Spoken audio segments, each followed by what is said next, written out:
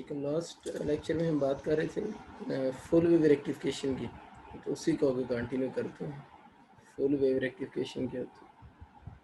Full wave rectification, इसकी मैंने आपको टाइप्स से पढ़ा दी थी कि फुल वेव रेक्टिफिकेशन दो तरह के होते हैं। उनमें से जो पहला है उसको हम कहते हैं ब्रिज रेक्टिफायर। यानी जो फर्स्ट रेक्टिफायर एमडी कैट में सिर्फ जो है वो ब्रिज रेक्टिफायर की डिस्कशन है, ठीक है। कल से मैं आगे शुरू कर रहा हूँ, जहाँ तक कल पढ़ा दिया था। तो ब्रिज रेक्टिफायर की बात करते हैं। मैंने बताया था ब्रिज रेक्टिफायर में आपके पास 4 डायोड यूज होती हैं in the form of a loop. 4 diode use होंगी use in the form of a loop. यानी जो 4 डायोड्स होंगी वो लगी होंगी in the form of a loop, यानी एक लूप की फॉर्म में इसके अंदर 4 डायोड लगी होती हैं।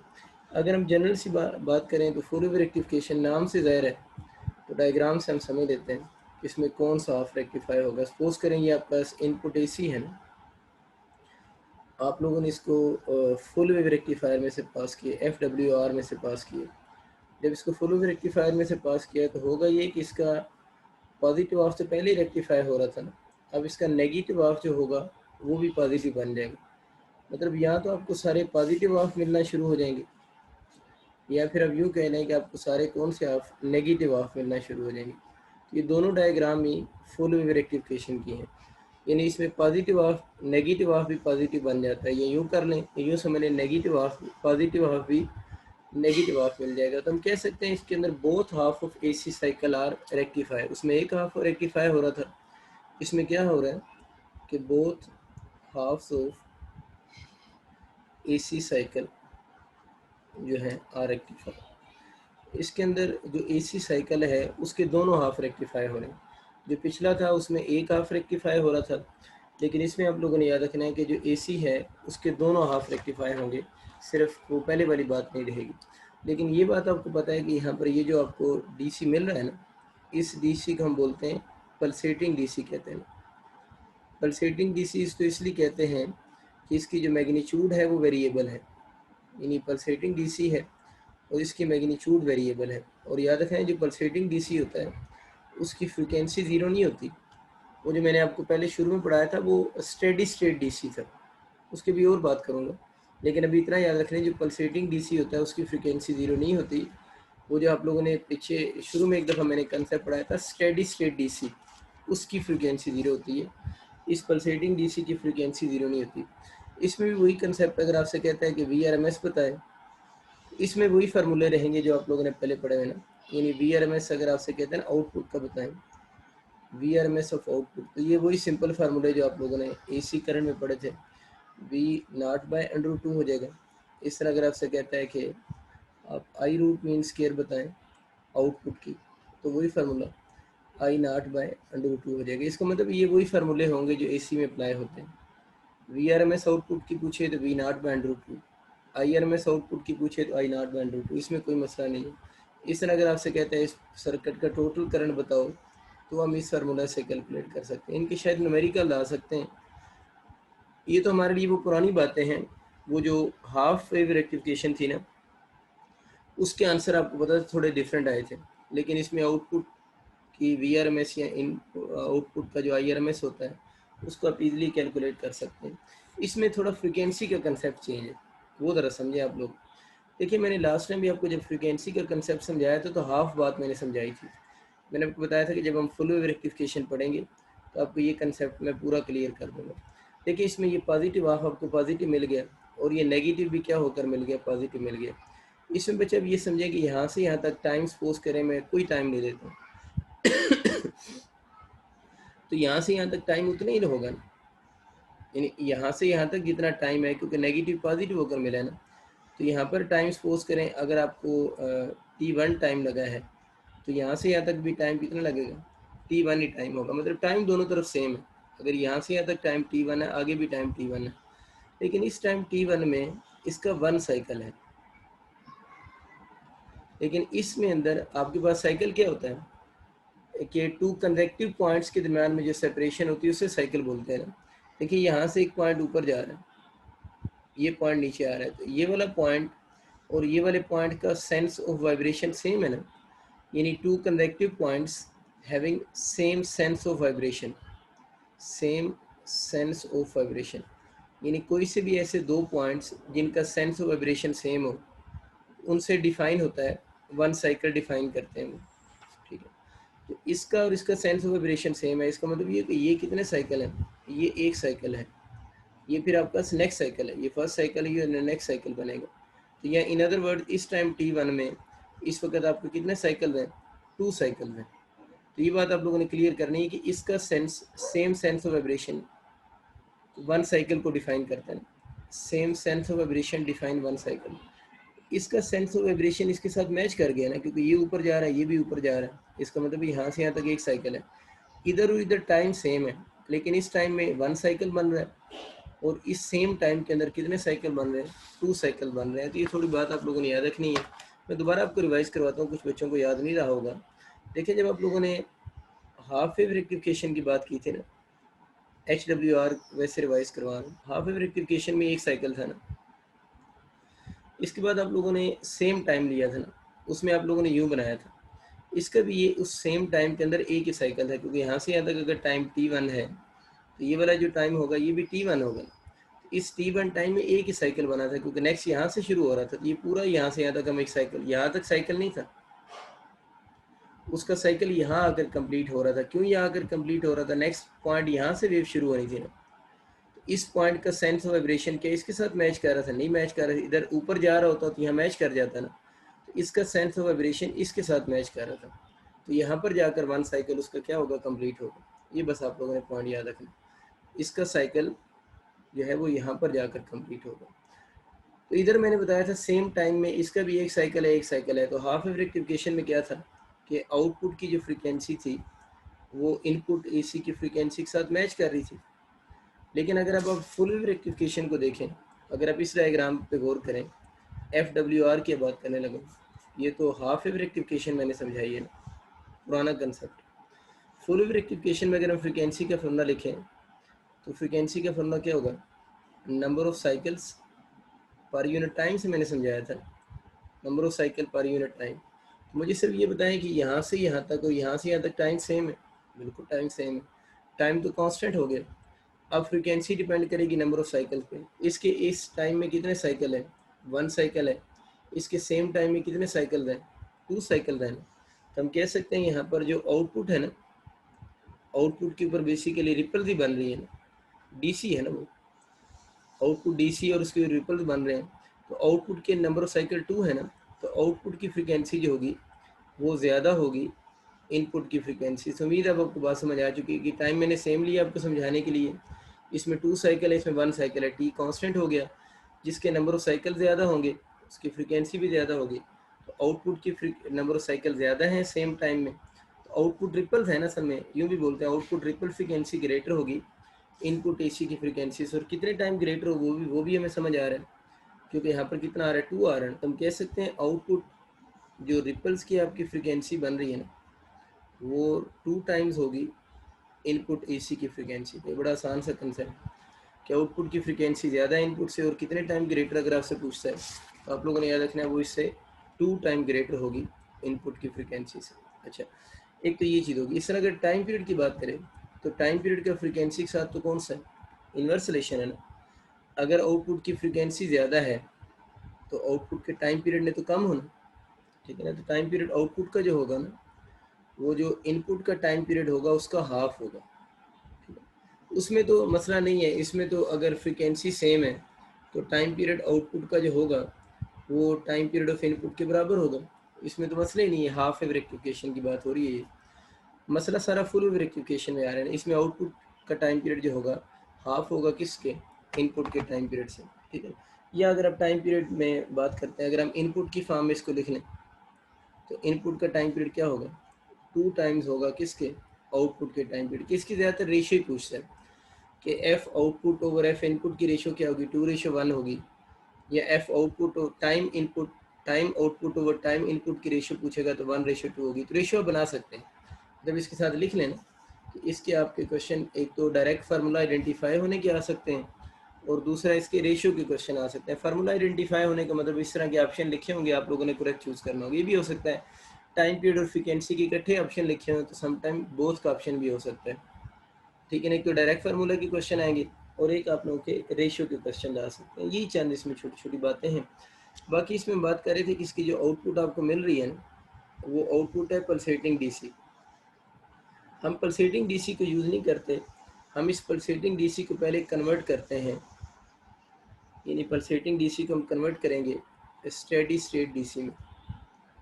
पल्सेटिंग डीसी को हम कन्वर्ट करेंगे स्टेडी स्टेट डीसी में। स्टेडी स्टेट डीसी को हम लोग क्या कहते हैं, प्योर डीसी का नाम भी देते हैं। तो आप लोगों ने पल्सेटिंग डीसी को कन्वर्ट करना होता है स्टेडी स्टेट डीसी में, जिसका हम प्योर डीसी का नाम भी देते हैं। तो इसको कन्वर्ट करने के लिए ना, और ये जो मैं आपको बताया था ना, ये जो प्योर डीसी होता है ना, इसकी फ्रीक्वेंसी ज़ीरो होती है। पल्सेटिंग डीसी के तभी हम पढ़ भी रहे हैं, इसकी फ्रीक्वेंसी ज़ीरो नहीं होती। इसको कन्वर्ट करने के लिए हम जो सर्किट यूज़ करते हैं ना, पल्सेटिंग डीसी को स्टेडी स्टेट डीसी में कन्वर्ट करने के लिए हम जो सर्किट यूज़ करते हैं, उस सर्किट को आप लोगों ने याद रखना है, बोलते हैं फ़िल्टर सर्किट। यानी जो आप सर्किट यूज़ करेंगे उस सर्किट को हम फ़िल्टर सर्किट कहेंगे। और filter circuit basically RC circuit होता है, यानी फ़िल्टर सर्किट जो होता है वो आरसी सर्किट होता है। और इस आरसी सर्किट में अगर आपसे पूछ ही लेता है ना कि मेजर रोल किसका है, तो आप लोगों ने याद रखना है इसके अंदर जो मेजर रोल होगा वो कैपेसिटर का मेजर रोल होगा। यानी पल्सेटिंग डीसी को स्टेडी स्टेट डीसी में कन्वर्ट करने के लिए पंजाब की बुक में बस एक लाइन लिखी हुई है, केपीके में भी एक लाइन है, हम उतना याद भी रखेंगे। पल्सेटिंग थी, उसको स्टेडी स्टेट डीसी या प्योर डीसी में कन्वर्ट करने के लिए जो सर्किट यूज़ होगा फिल्टर सर्किट होगा।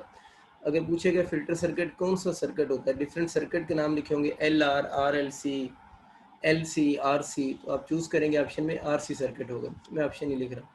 अगर पूछते हैं आर सी सर्किट में मेजर रोल किसका है, रजिस्टर का मेजर रोल है या कैपेसिटर का है, तो आप लोगों ने याद रखना है इसमें मेजर रोल जो होगा वो कैपेसिटर का मेजर रोल होगा। ठीक है ना। एक और कल मैंने सर्किट का नाम लिखा था जिसे हम बोलते हैं सेंटर टेप ट्रांसफार्मर। तो मैं वो ईटा की क्लास में अलग से सेंटर टेप ट्रांसफार्मर करवा दूंगा। एमडी कैट वालों को सेंटर टेप ट्रांसफार्मर को बस इतना पता होना चाहिए कि सेंटर टैप ट्रांसफार्मर में भी full wave rectification, sorry centre tap जो रेक्टिफायर है, सेंटर टैप रेक्टिफायर में भी फुल वेव रेक्टिफिकेशन होती है। और उसमें कितनी डायोड यूज़ होती हैं, 2 डायोड यूज़ होती हैं। इसके अलावा आपको उस सेंटर टैप रेक्टिफायर को एमडी कैट वाले बच्चों को याद रखने की ज़रूरत नहीं है। बाकी जब हम केपीके की क्लास पढ़ेंगे तो वहाँ पर हम सेंटर टैप ट्रांसफार्मर रेक्टिफायर को डिटेल से डिस्कस कर लेंगे, और भी जिस चैप्टर के टॉपिक होंगे उनको भी उस क्लास में देख लेंगे। इसकी मैं ब्रिज रेक्टिफायर की फ़िगर बना देता हूँ। ब्रिज रेक्टिफायर की फ़िगर कुछ यूँ बनती है, इसमें आपके पास 4 डायोड मैंने बताया था लगी होती हैं, और वो जो 4 डायोड लगी होंगी ना, वो इन the form of a loop लगी होती है। कुछ यूँ डायग्राम उसकी बनती है। ये मैंने लूप बना दी और इस लूप में 4 डायोड लगी होंगी। 4 diodes are connected in the form of a loop. एक डायोड यूँ लगी होती है। अब ये चीज़ समझ कि ये जो पैरेलल में डायोड लगी होती है ना, जो डायोड किस में पैरेलल में लगी होती हैं, इनकी ओरिएंटेशन सेम होती है। ओरिएंटेशन मीन इसका ये पी, इसका पी, एन के बाद एन होगा। यानी पैरेलल में जो डायोड लगी होंगी उन डायोड्स की ओरिएंटेशन सेम होगी, यानी उनकी ओरिएंटेशन सेम होगी जो किस में पैरेलल में लगी होंगी। तो देख लें, ये दो पैरेलल में लगी हैं, ये इनकी आपस में ओरिएंटेशन सेम होगी। मैं नाम दे देता हूँ D1, D2। ये ब्रिज रेक्टिफायर का सर्किट बना रहा हूँ मैं, ब्रिज रेक्टिफायर का। इसमें D1 और D3 की ओरिएंटेशन सेम होती है, D2 और D4 की ओरिएंटेशन सेम होती है। आप चाहें तो नाम भी दे दें, इस पॉइंट को हम A बोल देते हैं, इस पॉइंट को B कह देते हैं, और इस पॉइंट को चले C कह देते हैं, इस पॉइंट को D कह देते हैं। आप लोगों ने A और जो B पॉइंट है ना, इनके दरमियान में आप लोगों ने AC सोर्स कनेक्ट करना, यानी जो A और B पॉइंट्स हैं इनके दरमियान में आप लोगों ने AC सोर्स लगाना है, और जो C और D पॉइंट्स हैं वहाँ से आप लोगों ने आउटपुट देनी, यानी आप लोगों ने जो C और D पॉइंट्स होंगे वहाँ से आप लोगों ने आउटपुट देनी। तो यहाँ से आप लोगों के पास आउटपुट आ जाएगी। इसमें बस इतना ही क्वेश्चन आता है कि आपको उसने बताया होता है कि सपोज करें यहाँ से इनपुट साइकिल दे रहे हैं ना आप लोग, इनपुट AC दे रहे हैं, तो 0 से T/2 तक है और T/2 से T तक है। तो बस आपसे ये पूछेगा कि बताएं 0 से T/2 तक क्या होगा, या अगर वो साइकिल चेंज होकर भी आ जाए तो फ़र्क तो नहीं पड़ रहा होता, मतलब साइकिल कल की तरह अगर आ जाए। कल मैंने साइकिल बनाए थे ना आपको, इस तरह के साइकिल मैंने सिखाए थे। ये 0 था, ये टाइम कितना था T/4 था, ये दरमियान में T/2 था, ये 3t/4 था और ये इधर टाइम t था ना। इस तरह का कोई साइकिल आ जाए, इससे कोई फ़र्क नहीं पड़ता, ये कल वाला साइकिल है ना। हम पहले अभी इसकी बात कर लेते हैं। तो आपसे पूछेगा बताएं अगर आपको ये ऊपर वाला साइकिल ये वाला गिवन है, इसको भी माइंड में ना रखें, बल्कि मैं काट ही देता हूँ इसको सिर्फ फोकस करें। 0 से t/2 तक आपको सर्किट पेपर में गिवन होगा। एमडी कैट में क्वेश्चन आया भाई ये वाला, एमडी कैट के पास पेपर में क्वेश्चन है। 2017 का जो पेपर आउट हुआ था उसमें भी क्वेश्चन था। आपको सर्किट भी गिवन था और उसने बताया था ये वाली वेवफॉर्म गिवन थी और पूछा था 0 से t/2 तक बताएं कौन सी डायोड फॉरवर्ड बाइस है और कौन सी डायोड रिवर्स बाइस है। बताना था कौन सी डायोड फॉरवर्ड बाइस होंगी और कौन सी डायोड रिवर्स बाइस होंगी, ये क्वेश्चन था। अच्छा, फॉरवर्ड बाइस को ऑन भी कहते हैं और रिवर्स बाइस को ऑफ भी कहते हैं। तो ये भी कह सकते हैं कौन सी डायोड ऑन होंगी और कौन सी डायोड ऑफ होंगी। बहुत आसान सा सवाल है। लेकिन ये किस हाफ की बात हो रही है, 0 से t/2 तक इस डायग्राम के अकॉर्डिंग पॉजिटिव हाफ है ना, तो ये वाला पॉइंट कौन सा चला गया, पॉजिटिव पे चला गया। आप नेगेटिव को छोड़ दें, मतलब वैसे आपको पता है नीचे ऊपर पॉजिटिव है नीचे नेगेटिव होता है, हम एक ही तरफ से सोचेंगे। हमें पता है पॉजिटिव हाफ के दौरान ऊपर पॉजिटिव होता है, हाई पोटेंशियल, ये पॉइंट आपके पास हाई पोटेंशियल पे चला गया, यानी पॉजिटिव हाफ साइकिल के दौरान ऊपर पॉजिटिव होता है ना। आप लोगों ने इसके ऊपर पॉजिटिव लिख दिया, नेगेटिव को हमारे गोली, उसके बिना हमारा क्वेश्चन हल हो जाएगा। अब आपको समझ आ गया कि ये पॉजिटिव है। अब देखो ये जो डायोड D1 है इसका P है और ये डायोड D4 का इस तरफ कौन सा N है, इसका इस तरफ P है, इसके इस तरफ N है। आप सिर्फ ये देखें इसका डायोड D1 का P किस साथ कनेक्ट है, पॉजिटिव के साथ। प्लस यहाँ पर क्यों आया वो समझ आ गया ना, 0 से t/2 तक पॉजिटिव हाफ साइकिल है, ऊपर पॉजिटिव होता है नीचे नेगेटिव होता है, ये पॉजिटिव तो ये भी पॉजिटिव हो गया। ज़ाहिर वायर में हम पोटेंशियल ड्रॉप नहीं लेते ना, वो रजिस्टर वाला मेथड है ना, वी पोटेंशियल है तो यहाँ पर वी होगा। अब यहाँ पर पॉजिटिव पोटेंशियल है। अब इस डायोड D1 का P पॉजिटिव साथ कनेक्ट हो रहा है, P पॉजिटिव साथ कनेक्ट हो रहा है, तो इसका मतलब है डायोड D1 कौन सी होगी, फॉरवर्ड बाइस होगी।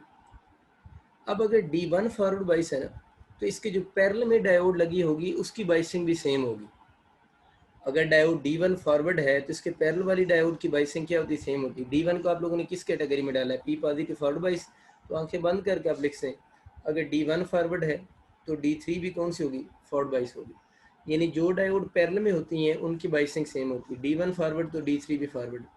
अब बात करेंगे इस D4 की, नाम वो चेंज कर सकता है, मतलब 1 2 3 4 मैंने लिखे वो मे भी इनको ABC के नाम दे दे, लेकिन जो यूँ पैरेलल में लगी होंगी ब्रिज रेक्टिफायर में वो हमेशा उनकी बाइसिंग सेम आएगी।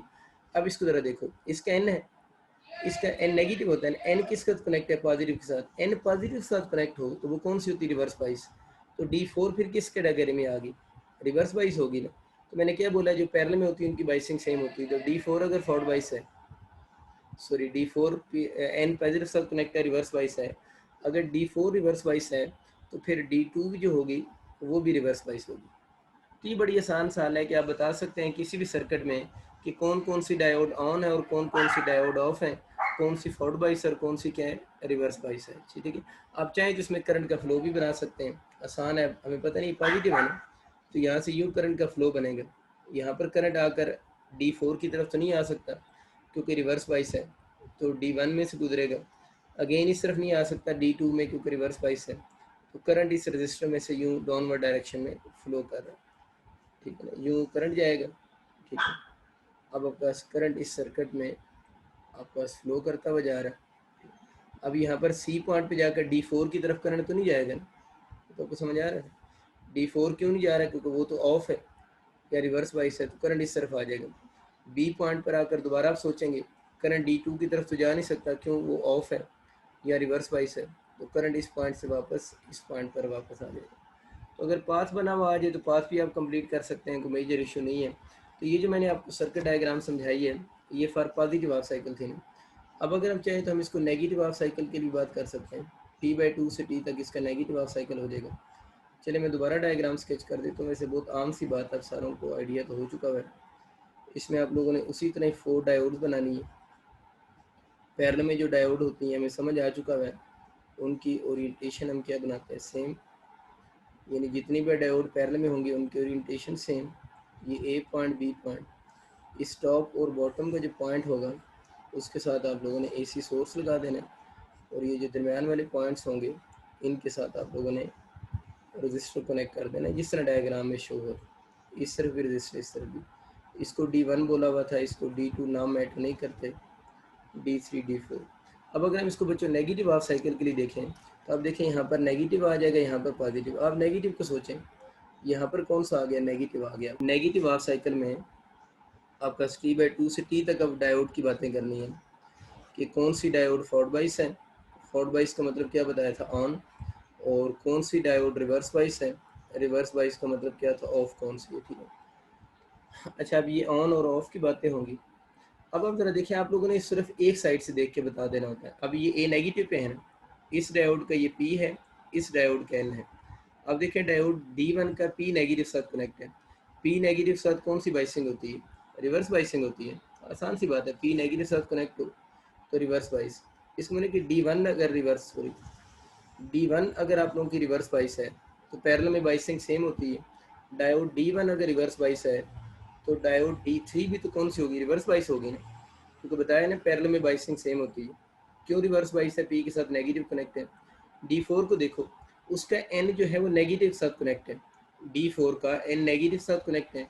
एन नेगेटिव के साथ कनेक्ट का मतलब ये D4 कौन सी फॉरवर्ड बाइस होगी, एन पता है एन नेगेटिव, तो वो फॉरवर्ड बाइस हो जाती है। D4 फॉरवर्ड है तो पैरेलल वाली भी सॉरी क्या होगी, फॉरवर्ड बाइस ही होगी, क्योंकि पैरेलल में बाइसिंग सेम होती है। ये बस बातें आप लोगों ने बतानी थी। रहेगी बात करंट के फ्लो की, वो आप बना लें। वो तो कन्वेंशनल करंट बनाते हैं ना, वो तो आप लोगों ने पॉजिटिव एंड से शुरू करना होता है। पता नहीं ये अलहदा से वायर है। जब यहाँ पर आप जाकर सोचेंगे क्या D3 की तरफ जा सकते हैं, D3 तो ऑफ है, इसकी तरफ नहीं जा सकते, रिवर्स बाइस है, तो सीधा सीधा आपको D2 में से गुजरना पड़ेगा। यहाँ पर जाकर सोचें, ये C और D पॉइंट्स है ना, तो क्या इस D1 की तरफ जा सकते हैं, नहीं जा सकते, वो रिवर्स बाइस है या ऑफ है। तो देखिए पहले भी रजिस्टर में करंट किधर फ्लो कर रहा था, डाउनवर्ड। अब भी रजिस्टर में करंट किधर है, डाउनवर्ड। तो इसका मतलब क्या हुआ, अगर आपको पहले इस तरह का पॉजिटिव हाफ मिला है तब भी आप लोगों ने उसको क्या बनाना है, पॉजिटिव ही लिखना पड़ेगा, क्योंकि इसमें करंट की डायरेक्शन सेम है। अगर आप लोगों ने डाउनवर्ड करंट को पहले नेगेटिव मार्क किया है तब भी आप लोगों ने इसको क्या नेगेटिव मार्क करेंगे, यानी एक जैसी करंट की डायरेक्शन होगी, पॉजिटिव हाफ हो या नेगेटिव हाफ हो। तो बेसिकली ये जो प्लस माइनस होते हैं शो ही डायरेक्शन को करते हैं ना। यहाँ भी करंट डाउनवर्ड फ्लो कर रहा है, यहाँ पर भी करंट डाउनवर्ड है, इसका मतलब है यहाँ पीछे जो पॉजिटिव हाफ चल रहा हो या नेगेटिव हाफ चल रहा हो, आउटपुट पे करंट की डायरेक्शन सेम ही रहेगी। तो इस तरह आपका AC जो होगा वो DC में कन्वर्ट हो जाएगा, ठीक है। यहाँ पर आकर आप सोचना पड़ेगा D पॉइंट पे, D3 की तरफ नहीं आ सकते, वो ऑफ है, तो किधर जाना पड़ेगा, अब D4 की तरफ जाएंगे। फिर A पॉइंट पे सोचें D1 की तरफ जाएँ या बैटरी की तरफ, D1 की तरफ नहीं आ सकते, वो ऑफ है, तो किसकी तरफ चले जाएंगे, वापस आप लोगों ने बैटरी की तरफ चले जाना। तो इस तरह आपका सर्किट कंप्लीट हो जाएगा। तो इसमें बच्चों ये क्वेश्चन आते हैं, ये वाला ब्रिज रेक्टिफायर का बना हुआ सर्किट आता है और आपसे ये पूछ बैठता है कि आप बताएं ये फॉरवर्ड बाइस होगी या रिवर्स बाइस होगी। कल जो मैंने आपको प्रैक्टिस के लिए क्वेश्चन दिए थे ना, देखिए किसी तरह की भी वेव फॉर्म बनी हुई आ जाए, आपको उसमें कंफ्यूज होने की ज़रूरत को नहीं, आप सिर्फ अपना पॉजिटिव हाफ और अपने नेगेटिव हाफ का कंसेप्ट ठीक करें। मैं ये कह रहा था, अगर आपसे सपोज करें इस तरह की वेव फॉर्म बनी हुई आ जाती है, यानी ये अगर आपकी वेव फॉर्म इस तरह की आ जाती है, यहाँ टाइम 0 होता है, यहाँ टाइम T/4, यहाँ दरमियान में टाइम T/2, ये कितना हो जाएगा 3T/4, और ये T टाइम हो गया ना। आपको पता है यहाँ पॉजिटिव हाफ है या नेगेटिव हाफ है, यहाँ पर पॉजिटिव हाफ है, तो वो जो सर्किट आप लोगों ने बनाया हुआ है उसमें यही होगा, पॉजिटिव हाफ में डायोड की बाइसिंग वही रहेगी। तो 0 से T/4 टाइम तक क्या होगा, जो इस पॉजिटिव हाफ में हुआ है ना, पॉजिटिव हाफ में क्या हो रहा था, ये दोनों फॉरवर्ड बाइस हैं, वैसे मैं लिख देता हूँ D1 और D3 जो होंगी, आप यूँ समझने कि ये वाली वेव फॉर्म उसके अक्रॉस अप्लाई हो रही है ना, तो D1 और D3 फॉरवर्ड बाइस होंगी, क्यों पॉजिटिव हाफ है ना। और आप लोगों ने ये वाली जो बात पढ़ी 0 से T/2 तक, ये पॉजिटिव हाफ के लिए, तो हर पॉजिटिव हाफ के ऊपर यही बात अप्लाई होगी, जितने भी पॉजिटिव हाफ होंगे उसमें सेम बातें क्या होंगी, अप्लाई होंगी। तो D1 और D3 क्या होंगी, फॉरवर्ड बाइस होंगी। और इसी तरह अगर हम बात कर लें D3 और सॉरी D2 और D4 जो होंगी, इस केस में क्या होंगी, रिवर्स बाइस होंगी। अब आप ज़रा खुद सोच रहे ऐसा क्यों हो रहा है, क्योंकि कौन सा हाफ चल रहा है, पॉजिटिव हाफ से। पॉजिटिव हाफ तो नहीं बोलना चाहिए, पॉजिटिव वैसे क्वार्टर है, क्वार्टर पोर्शन बनता है ना, हाफ तो नहीं, हाफ तो T/2 ड्यूरेशन का होता है ना। इस तरह अगर आप बस आपसे कहते हैं T/4 से लेकर 3T/4 तक क्या होगा, तो ये कौन सा पोर्शन चल रहा है, ये तो नेगेटिव हाफ इसको कह सकते हैं। हाफ में कंफ्यूज नहीं होना, ये क्वार्टर है ना, आगे हाफ है पूरा, तो इसमें क्या होगा, बातें अपोजिट नहीं हो जाएंगी, यानी नेगेटिव हाफ में ये वाले आंसर हो जाएंगे T/2 से T तक। तो इसमें क्या हो जाएगा, इसमें हो जाएगा कि D1 और D3 जो पहले फॉरवर्ड बाइस थी अब रिवर्स वाइज हो जाएंगी, और D2 और D4 जो हैं, जो पहले रिवर्स वाइज थे, D2 और D4 जो पहले रिवर्स वाइज थे, इस केस में उन्होंने क्या हो जाना है, फॉरवर्ड वाइज हो जाना है। ये अब आप खुद से कर सकते हैं सारे, सिर्फ आप लोगों ने क्या याद रखना है, अगर पॉजिटिव ऑफ होगा तो 0 से T/2 तक वाली बातें लिखनी है, यानी ये वाली बातें होंगी। आप इसमें शॉर्ट फॉर्म अपने पास सेंट लिख लें, for all positive offs, for all positive offs, ठीक है, फॉर ऑल पॉजिटिव, जब भी नीचे पॉजिटिव होगा तो ये वाला ऑप्शन यूज़ करना है, और ये फॉर ऑल नेगेटिव, ठीक है। तो आपके सर्किट ये आने के चांसेस होते हैं, क्योंकि बुक में ये सर्किट बना है, तो सब नेगेटिव के लिए ये वाली बात होगी और सब पॉजिटिव के लिए ऊपर वाली बात होगी। तो कोई भी वेव फॉर्म आ जाए, आप उस वेव फॉर्म में सिर्फ ये चीज़ देखें कि जिस पोर्शन की बात कर रहा है वो पोर्शन कैसा है। फॉर एग्जांपल इसमें अगर पूछ बैठता है आपसे, ये डायग्राम गिवन है, कोई एक वक्त में एक ही पूछेगा ना, तो आपसे पूछेगा 3T/4 से T तक बताएं क्या होगा। तो ज़रा खुद सोचिए, 3T/4 से T तक कौन सा एंड चल रहा है, पॉजिटिव है ना, तो इस पर कौन सा रूल अप्लाई होगा, पॉजिटिव वाला रूल कौन सा है, मैं इधर स्टार बना के इधर भी स्टार बना देता, ये वाला रूल अप्लाई हो जाएगा। D1 और D3 फॉरवर्ड वाइज, और D2 और D4 क्या हो जाएंगी, रिवर्स हो जाएंगी। 3T/4 से T तक पॉजिटिव वाला रूल जो होगा वो अप्लाई हो जाएगा। बहुत आसान सा क्वेश्चन, कोई मुश्किल चीज़ें नहीं है, सर्किट से आप थोड़े से फेमिलियर हो चुके हैं, बस आप लोगों ने डायोड को फॉरवर्ड होना और डायोड को रिवर्स होना सिर्फ बताना है। अगर आपको ये दो बेसिक सी बातें पता हैं तो आप क्वेश्चन को बिल्कुल ईजी वे से सॉल्व कर सकते हैं, ठीक है। अभी जो बच्चे मैं टॉपिक शुरू करने लगा हूँ, इसकी बेसिक्स तो आप थोड़ी, मतलब बेसिक्स थोड़ी कह रहा हूँ, जो इसके फार्मूलाज हैं ना, ओनली फार्मूला सिर्फ KPK वाले याद करेंगे, बाकी इसकी थ्योरी की ज़रूरत कोई नहीं, ओनली फार्मूलाज फॉर KPK। यानी जो टॉपिक हम पढ़ने लगे हैं उन्होंने सिर्फ इसके फार्मूलाज को माइंड में रखना है, क्योंकि पास पेपर में कुछ क्वेश्चन इसके फार्मूला के आए हैं, बाकी इनको इस थ्योरी से कोई कंसर्न नहीं है और ना इनको थ्योरी प्रिपेयर करने की ज़रूरत है, ठीक है ना। ओनली फार्मूलाज वो प्रिपेयर कर लें तो उनके क्वेश्चन अपने अटैम्प्ट हो जाएंगे। अगर कभी आ जाए, वैसे चांसेस कम है, शायद वो ना ही दे KPK में। इस अभी जो टॉपिक पढ़ेंगे उसके सिर्फ फार्मूलाज तैयार कर लें, अदरवाइज़ कंप्लीट प्रिपेयर करने की ज़रूरत नहीं है, ठीक है। लेकिन देख लें, कंप्लीट प्रिपेयर कर लें तो गुनाह नहीं है, लेकिन जब यूनिवर्सिटी की तैयारी करने लगे तो फिर तेरा टाइम शार्ट होता है, तो इसलिए पता होना चाहिए कि इसको कैसे तैयार करना है। ओपैम्प नेक्स्ट टॉपिक है। Op-amp mean operational amplifier. Op-amp का मतलब क्या होता है, ऑपरेशनल एम्पलीफायर होता है। ये कौन सी ऑपरेशन करता है, तो याद रखना, ये ऑपरेशन एडिशन का भी कर सकता है, ये सब्ट्रैक्शन भी कर सकता है। ये दो तो हम लोगों ने पढ़े हुए हैं, एडिशन सब्ट्रैक्शन। ऑपरेशन मतलब ऑपरेशन करेगा ना ये, तो इससे एडिशन का ऑपरेशन भी करवाया जा सकता है, सब्ट्रैक्शन का भी। एक मैथ के अंदर हम पढ़ते हैं इंटीग्रेशन, इंटीग्रेशन भी कर सकता है, और ये डिफ्रेंशिएट भी कर सकता है। डिफ्रेंशिएशन तो आपको आती है ना, वो जो हम करते थे d/dt करके, पता है ना, यहाँ पर कोई फंक्शन होता था। इंटीग्रेशन हम लोगों ने नहीं पढ़ी, लेकिन वैसे याद रखना कि अगर आ जाए ना ऑपरेशन एम्पलीफायर, कौन सा ऑपरेशन करेगा, एडिशन का, सब्ट्रैक्शन का, इंटीग्रेशन का, या डिफरेंशिएशन इसे बोलते हैं, या डिफरेंशिएट करना। और डिफरेंशिएट करने का मतलब डी बाई क्या होता है, dt निकालना किसी भी फंक्शन का, ये आपको आती है वैसे ये वाली चीज़। तो ये चार फंक्शन करेगा, एडिशन, सब्ट्रैक्शन, इंटीग्रेशन और डिफरेंशिएशन। इसको डेरिवेशन भी कहते हैं, ज़्यादातर वैसे वर्ड इसके लिए डेरिवेशन यूज़ होता है, डेरिवेशन। आप डेरिवेशन याद रखें। डिफरेंशिएट करना भी कहते हैं और डेरिवेटिव लेना ज़्यादा कहते हैं, यानी डेरिवेशन के लिए यूज़ होता है, ये डेरिवेटिव लेने के लिए यूज़ होता है, d/dt वगैरह। ज़रूरी नहीं नीचे टाइम आए, कोई और फंक्शन भी हो सकता है, बस डेरिवेटिव लेने के लिए यूज़ होता है। तो ये ऑपरेशन एम्पलीफायर है। अच्छा, नाम तो हमें समझ आ गया, ऑपरेशन इसको क्यों कहते हैं, ठीक है। अब ये जो ऑपरेशन एम्पलीफायर होता है, बेसिकली एम्पलीफायर के बारे में तो आपको पता है, वैसे कोर्स में नहीं है। एम्पलीफायर के बारे में हम कहते हैं एम्पलीफायर, वैसे थोड़ी सी बात करते हैं। ये डिवाइस होता है यूज टू इंक्रीज एम्पलीट्यूड। ये बेसिकली एक ऐसा डिवाइस होता है which use to increase amplitude. Amplifier की डेफिनेशन होती है कि एक ऐसा डिवाइस जो कि एम्पलीट्यूड को इंक्रीज करने के लिए यूज़ होगा, उस डिवाइस को हम एम्पलीफायर का नाम देते हैं, जो बेसिकली एम्पलीट्यूड को इंक्रीज करने के लिए यूज़ होगा। Then such a device is named as कौन सा, एम्पलीफायर का हम उसे नाम दे देंगे। लेकिन वो कह रहे हैं कि ये वाला जो एम्पलीफायर है ना, ये तो स्पेशल टाइप का एम्पलीफायर है, यानी इसके नाम के शुरू में क्या लगा हुआ है, ओप भी लगा हुआ है, ऑपरेशन भी लफ्ज़ लिखा, ओप का मतलब पता चल गया ना, ऑपरेशन एम्पलीफायर है। इसका मतलब है कि यूँ समझ लें ये जो एम्पलीफायर था ना, ये उसका बड़ा एडवांस वर्जन है। यानी ऑपरेशन एम्पलीफायर जो होगा वो आम जो एम्पलीफायर था उसका बहुत एडवांस वर्जन है ये भी एम्पलीफायर ही, लेकिन ये एडवांस एम्पलीफायर है। ये जो ऑपरेशन एम्पलीफायर होता है ना, ये हम कहते हैं एक आईसी होती है।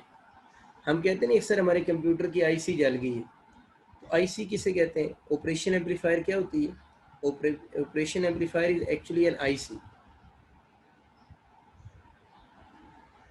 ऑपरेशन एम्पलीफायर असल में क्या होती है कि आईसी होती है, एक्चुअली एन आईसी। आईसी का मतलब होता है ये एक इंटीग्रेटेड सर्किट है। ऑपरेशन एम्पलीफायर जो है वो कौन सा है? इंटीग्रेटेड सर्किट है। इंटीग्रेटेड सर्किट का मतलब क्या है? इंटीग्रेटेड सर्किट का मतलब है कि इसके अंदर number of diodes and transistor लगे होते हैं। इसके अंदर बहुत सारी डायोड्स और ट्रांजिस्टर लगे होते हैं। हम लोगों ने जो एम्पलीफायर एफएससी में पढ़ा हुआ है उसमें एक ट्रांजिस्टर लगा हुआ था सिर्फ। जो सिंपल एम्पलीफायर था उसमें एक ट्रांजिस्टर था, लेकिन ऑपरेशन एम्पलीफायर वो कह रहा है एक्चुअली एन आईसी होती है। आईसी मीन इंटीग्रेटेड सर्किट है, और इस इंटीग्रेटेड सर्किट के अंदर एक डायोड नहीं होती बल्कि नंबर ऑफ डायोड्स, और साथ में क्या लगे होते हैं? ट्रांजिस्टर लगे होते हैं। पंजाब की जो बुक है ना, उसमें उसने एक डायग्राम बनाई है, वो ज़रा देख लीजिएगा। उसमें उसने एक आईसी बनाई हुई है, उस आईसी का नाम है 741। यानी उसने जो आईसी बनाई हुई है उस आईसी का नाम है 741। तो आपसे वो पूछ सकता है मैं बल्कि उस को बना देता हूँ। उसे बुक में हॉरिजॉन्टल फॉर्म में बनाई हुई है, मैं चले इसको वर्टिकल फॉर्म में बनाकर समझाता हूँ ताकि आपको थोड़ा कंसेप्ट समझ आ जाए, क्योंकि एमसीक्यू में ज़्यादातर वो वर्टिकल फॉर्म में दे देता। फ़र्क को नहीं पड़ेगा, हॉरिजॉन्टल तो आपको बुक में समझ आ ही जाएगी। ये डायग्राम में बना रहा हूँ आईसी 741 की, उसके ऊपर यूं पॉइंट्स लगे हुए,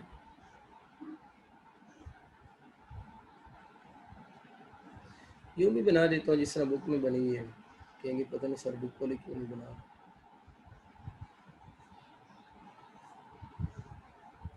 बुक में यूं बनी है 1 2 3 4 5 6 7 8, यूँ उसने बनाई है बुक में। तो दोनों आपको आनी चाहिए। वैसे क्वेश्चन क्योंकि वर्टिकल कार होता है, मैंने इसलिए इसमें वर्टिकल पहले बना दी है, और ठीक है ना, और हॉरिजॉन्टल बना दी। इसके अंदर उसने बुक में लिखा होगा ये आईसी कौन सी है, 741। इवन हमारे फेडरल बोर्ड में भी इसका क्वेश्चन आया है, आईसी 741 के फेडरल बोर्ड में तो सिंपल से आया हुआ है। फेडरल बोर्ड में सिर्फ उसने ये पूछा हुआ है कि आईसी 741 जो है ना, आईसी 741 इसके अंदर पिन्स कितनी है। फेडरल बोर्ड में इतना क्वेश्चन आया हुआ है कि जो आईसी 741 है उसकी पिन्स कितनी है। तो पिन तो मैं नज़र आ रहा है 8 पिन्स है। तो अगर इंटीग्रेटेड सर्किट आईसी 741 की, आप ज़रा समझिए बातें, ओप एम्प भी एक आईसी है, इंटीग्रेटेड सर्किट है। और इंटीग्रेटेड सर्किट इस तरह एक बॉक्स के अंदर बंद हुआ होता है। इंटीग्रेटेड सर्किट या ओप एम्प जो होता है, ओप एम्प इंटीग्रेटेड सर्किट है, ये इस तरह के एक डब्बे में बंद हुआ होता है। उनमें से एक डब्बे की हमें बातें समझाई जा रही है, यानी एक इंटीग्रेटेड सर्किट हमें पढ़ाया जा रहा है। अब यूँ ही समझेंगे कि इस इंटीग्रेटेड सर्किट बेसिकली क्या एक ओप एम्प है ना। Op amp is actually an IC, ये एक आईसी इंटीग्रेटेड सर्किट है। तो एक तरह का ओप एम्प तो नहीं होगा ना, there are so many types of op amp. उनमें से हमारी बुक में, पंजाब की बुक में, एक ओप एम्प बताया गया है जिसका नाम है 741 आईसी। आईसी इंटीग्रेटेड सर्किट 741 उनकी अपनी एब्रीवेशन है, ठीक है। इसके अंदर पिन्स का एमसीक्यू उसने फेडरल बोर्ड में पूछा हुआ था कि इसके अंदर नंबर ऑफ पिन्स कितनी होती हैं। तो जो हमारी बुक में से आईसी 741 और आपसे इसी का पूछेगा उसके अंदर कितनी पिन्स हैं, 8 पिन्स हैं, आपको नज़र भी आ रही है, ठीक है। अब आपसे पूछेगा ना, आप लोगों ने इन पिन्स को जो नंबरिंग देनी होती है, अगर ये नंबरिंग ना भी हो रही हो ना, आपसे नंबरिंग भी पूछ सकता है। तो आप लोगों ने याद रखना है इन पिन्स की जो नंबरिंग होती है ना, 1 2 3 किसको कहना है, इनकी नंबरिंग जो होती है वो हमेशा एंटी क्लॉकवाइज की जाती है। इन पिन्स की नंबरिंग हमेशा एंटी क्लॉकवाइज की जाती है। मतलब आपसे पूछे ना फर्स्ट पिन कौन सी है, और ये ना लिखा हो, ये नंबरिंग या ना लिखा हो, तो आपको खुद से पता नहीं चाहिए कि आप एंटी क्लॉकवाइज यूँ चलेंगे। यानी पिन्स की नंबरिंग करने के लिए फर्स्ट पिन पूछे, सेकंड पिन पूछे, थर्ड पिन पूछे। एमसीक्यू बना रहा हूँ ना, एमसीक्यू ये आएगा कि ये डब्बा बना होगा और आपसे ये नहीं लिखा होगा, और आपसे पूछेगा बताएं फर्स्ट पिन कौन सी, ये वाली फर्स्ट से होगी या इधर, यही डाउट होगा ना। उसने आगे इनको को और नाम दिए होंगे, तो आप लोगों ने याद रखना है ये एंटी क्लॉकवाइज जाता है, वे नंबरिंग एंटी क्लॉकवाइज करनी है। ये पहली पेन एंड स्वान आगे आप नंबरिंग कर सकते हैं। तो टोटल इसकी जो पेन बनेगी वो 8 पेन होंगी। तो नंबरिंग इसकी क्या करनी है, एंटी क्लॉकवाइज नंबरिंग करनी है, ठीक है। इसमें अब आप लोगों ने याद ही रखना है, इसमें भी आप लोग को समझ तो आ गया ना, वही बात है ना, एंटी क्लॉकवाइज आप लोगों ने क्या करनी है, इसकी नंबरिंग एंटी क्लॉकवाइज करेंगे, ठीक है। अब इसके दरमियान में ये जो चीज़ बनी है, ये छोटा सा आपको नज़र आ रहा है, लगता है इसने कपड़े पहनने, गला इसका बना हुआ, ठीक है। ये बेसिकली इंडिकेटर इसको बोलते हैं। ये जो सिंबल बनी हुई है, इस सिंबल को क्या कहते हैं? इंडिकेटर। एक दफ़ा मैंने लिख दी। इस सिंबल को हम किसका नाम देते हैं? इंटीग्रेटेड इंडिकेटर, सॉरी, इंडिकेटर का इसको नाम देते हैं। कुछ चीज़ें मैं लिख देता हूँ, थोड़ी देर तक आपको समझ आएंगी। इसमें जो पिन 2 है ना, मैं 2 लिख दूँ खाली, मैं चलिए एक दफ़ा लिख देता हूँ। पिन 2, जो पिन 2 है वो आप लोगों ने याद रखना है। वो पिन 2 जो होगी वो शो करेगी इनपुट को। पिन 2 इनपुट होती है, और जो बल्कि इसके साथ लिखना इन्वर्टिंग इनपुट होती है। पिन 2 जो होगी वो क्या होगी? इन्वर्टिंग इनपुट होगी। इस तरह जो पिन 3 है ना, वो आपका नॉन इन्वर्टिंग इनपुट है। ये मैं समझाता हूँ सारा कुछ बाद में। Non inverting input. तो अगर आपसे पूछेगा पिन 2 किस पे शो करेगी, 741 आईसी में पिन 2 किस पे शो करेगी? इन्वर्टिंग इनपुट को। ये क्या होती है इस पर बाद में बात करते हैं, अभी नोट करें बस। 3 शो करेगी नॉन इन्वर्टिंग इनपुट को। ये आपकी बुक में उसने इतनी ज़्यादा डिटेल इसकी नहीं दी हुई, लेकिन ये आपको पता होनी सारी बातें चाहिए। बुक में इनकी डिटेल नहीं है कि कौन सी पिन का क्या फंक्शनिंग वगैरह है, उसने कोई ऐसा चीज़ पे बात नहीं की हुई, लेकिन आपको आनी चाहिए सारी बातें। तो पिन 2 और पिन 3 की बात होगी। पिन 4 बच गया। पिन 4 के बारे में याद रखना है, ये शो करेगा -VCC को। VCC क्या है ये भी देखेंगे। पिन 5 को छोड़ दें। पिन 6 जो होगी ना, वो आपका शो करेगी आउटपुट को। पिन 6 आउटपुट को शो कर रही है। पिन 7 जो है ना, पिन 4 -VCC, और पिन 7 के साथ याद रखना है +VCC होगी, ठीक है ना। पिन 8 की होती है ना, इसको हम NC पिन बोलते हैं। पिन 8 की होगी, इसको NC पिन कहते हैं। NC mean not connected pin. तो पिन जो 8 है वो NC pin, NC pin mean not connected pin, मतलब ये सर्किट में कनेक्ट ही नहीं होती। 2 पिन के नाम मैंने नहीं बोले, एक पिन 1 मैंने छोड़ दिया और पिन 5, यानी पिन 1 और पिन 5 बच गई हैं। बाकी तो हम लोगों ने सारी पिन को डिस्कस कर ली है। पिन 1 और पिन 5 का अगर नाम पूछेगा ना, इनका नाम होता है offset null pins. Offset null pins इनको कहते हैं। बस इनका नाम ही आप लोगों ने याद रखना है कि इनको हम बोलते हैं ये ऑफ सेट नल पिन्स, इनका नाम होता है। ये बस आपसे पिन्स का पूछेगा कि बताएं फर्स्ट पिन किसको शो कर रही है, सेकंड पिन, तो फर्स्ट पिन भी कौन सी? ऑफ सेट नल पिन इसका नाम है। 5 का नाम भी ऑफ सेट नल पिन है, इससे में कोई कंसर्न नहीं है। 8वीं पिन मीन NC पिन है, नॉट कनेक्टेड पिन है, इसके भी यहाँ कोई यूज़ नहीं है। हमें ये जो बाकी पिन है इनकी ज़रूरत पड़ेगी, यानी ये पिन और इस पिन का इस टॉपिक में कोई रोल नहीं है। इसके अलावा जो बाकी पिन होंगी उसके हमें थोड़ी सी ज़रूरत पड़ेगी। आप लोगों ने बस इन पिन्स के जो नंबरिंग है ना, इधर से वही नंबरिंग है ना, डायग्राम ही सिर्फ चेंज है, हॉरिजॉन्टल वर्टिकल रखा हुआ है, तो ये नंबरिंग आप लोगों ने याद कर लेनी है। अभी मैं आपको थोड़ा सा इसकी डिटेल में जाता हूँ तो आपको थोड़ी और चीज़ें समझ आ जाएंगी। अगर अब हम इसकी सिंबल की बात करें ना, यानी ओप एम्प की सिंबल की बात करें, तो ओप एम्प की सिंबल कुछ यूँ बनती है। ये हम इसकी इस तरह की सिंबल बना रहे होते हैं, ये इसमें इसकी सिंबल हो जाएगी। इसको तो आप क्या लिख सकते? V negative. इसको आप लिख सकते V पॉजिटिव।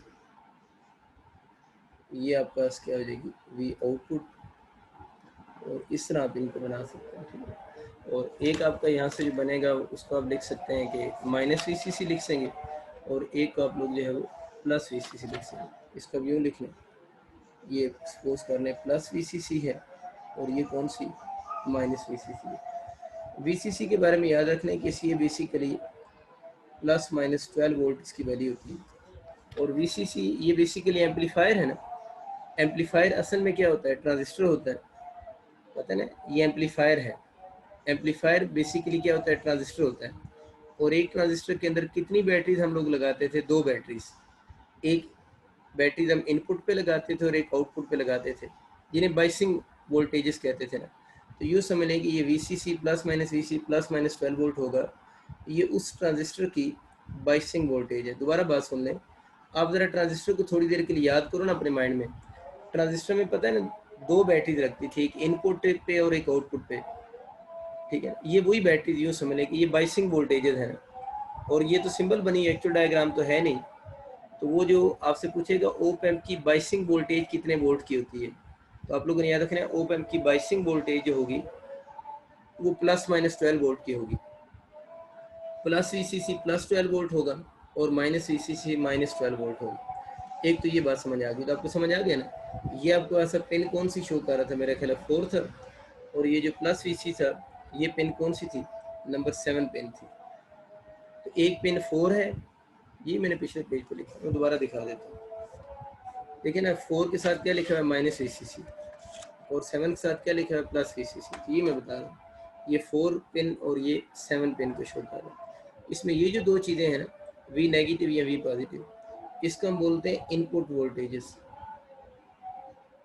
या इनपुट्स कह लें, खाली इनपुट वोल्टेजेस रहने दें, इनपुट्स बोल दें इनको, ये इसके इनपुट्स हैं, ठीक है। अब अगर हम ओप एम्प की बात करें, तो ओप एम्प की अगर हम इनपुट्स की बल्कि बात करें, तो आप लोगों ने याद रखना है ओप एम्प जो होता है उसकी इनपुट 2 होती है। यानी अगर हम ओप एम्प की बच्चों इनपुट की बात करें, तो ओप एम्प की दो इनपुट्स हैं, वो आपको डायग्राम में नज़र आ रही है। एक इनपुट को बोलते हैं हम इन्वर्टिंग इनपुट, इसकी दो इनपुट्स हैं। एक इनपुट को हम बोलते हैं इन्वर्टिंग इनपुट और दूसरी को हम बोलते हैं नॉन इन्वर्टिंग इनपुट। यानी यहाँ पर दो इनपुट्स हैं, एक इन्वर्टिंग इनपुट है और एक नॉन इन्वर्टिंग इनपुट है। आप लोगों ने ज़ाहिर एफएससी में टॉपिक नहीं पढ़ा हुआ, कुछ बच्चों को थोड़ा मुश्किल लग रहा होगा। बस आपने सिर्फ इतना कर लेना है जितना मैं आपको करवा रहा हूँ ना। इसके बाद एक दफ़ा बुक से पढ़ेंगे तो आपको आइडिया हो जाएगा कि मैंने जो पढ़ाया है वो बुक से बहुत ज़्यादा डिटेल से पढ़ाया है। मतलब बुक में अगर 30% बातें हैं तो उसको हम लोगों ने 100% तक कवर कर लेंगे। लेकिन करना आपने उसी तरह ही है, उस पैटर्न पे चीज़ें याद करनी है जिस पैटर्न पे मैं लिखता जा रहा हूँ ना, तभी आपको पेपर में एमसीक्यू आपका फिर बहुत ईजिली अटैम्प्ट हो जाएगा, आपको सोचना नहीं पड़ेगा, ठीक है। अदरवाइज ये टॉपिक जब एफएससी में भी होता था तो काफ़ी मुश्किल कंसिडर होता है ये टॉपिक, ठीक है। और हमारी बुक में ये जो ओरिजिनल टॉपिक है उसका 1% भी नहीं लिखा हुआ। ओरिजिनल टॉपिक तो बहुत कम्प्लेक्स टॉपिक्स है ना, लेकिन जिस तरह बुक में लिखा हुआ है और जिस टाइप के एमसीक्यू बन सकते हैं उस टाइप का मैं सारा आपको कवर करवा दूंगा। तो बस आपने फॉलो उसी सीक्वेंस को करना है जिस सीक्वेंस से मैं आपको करवा रहा हूँ। इसमें दो इनपुट्स होंगी, वो आपको नज़र भी आ रही है। एक इन्वर्टिंग इनपुट होगी, वो वी नेगेटिव जो है ना, असल में इन्वर्टिंग इनपुट है, और यहाँ पर जो वी पॉजिटिव है ना वो फिर नॉन इन्वर्टिंग इनपुट है। इसका क्या मतलब है कि ये इन्वर्टिंग इनपुट है, ये नॉन इन्वर्टिंग इनपुट है, इसको आप ज़रा देखिए। अब यूँ समझिए कि अगर हमारे पास जो इनपुट सिग्नल होगा ना, इसको तो मैं आउटपुट लिख दूँ, ज़्यादा आसान हो जाएगा। ये बेसिकली क्या चीज़ है, आउटपुट है ना, ताकि जान छूट जाए। आउटपुट को हम किससे शो कर रहे थे, पिन 6 आउटपुट को शो कर रहे थे। ये नंबर साथ में देख रहे हो, जो पिन का नंबर लिख रहा हूँ, पिन 6 जो थी वो आउटपुट को मेरा ख्याल है शो कर रही थी। पिन 6 आउटपुट को शो कर रही थी, नजर आ रहा है पिन 6 आउटपुट को, तो पिन 6 का तो आउटपुट लिख दिया, उसकी जान छूट गई ना।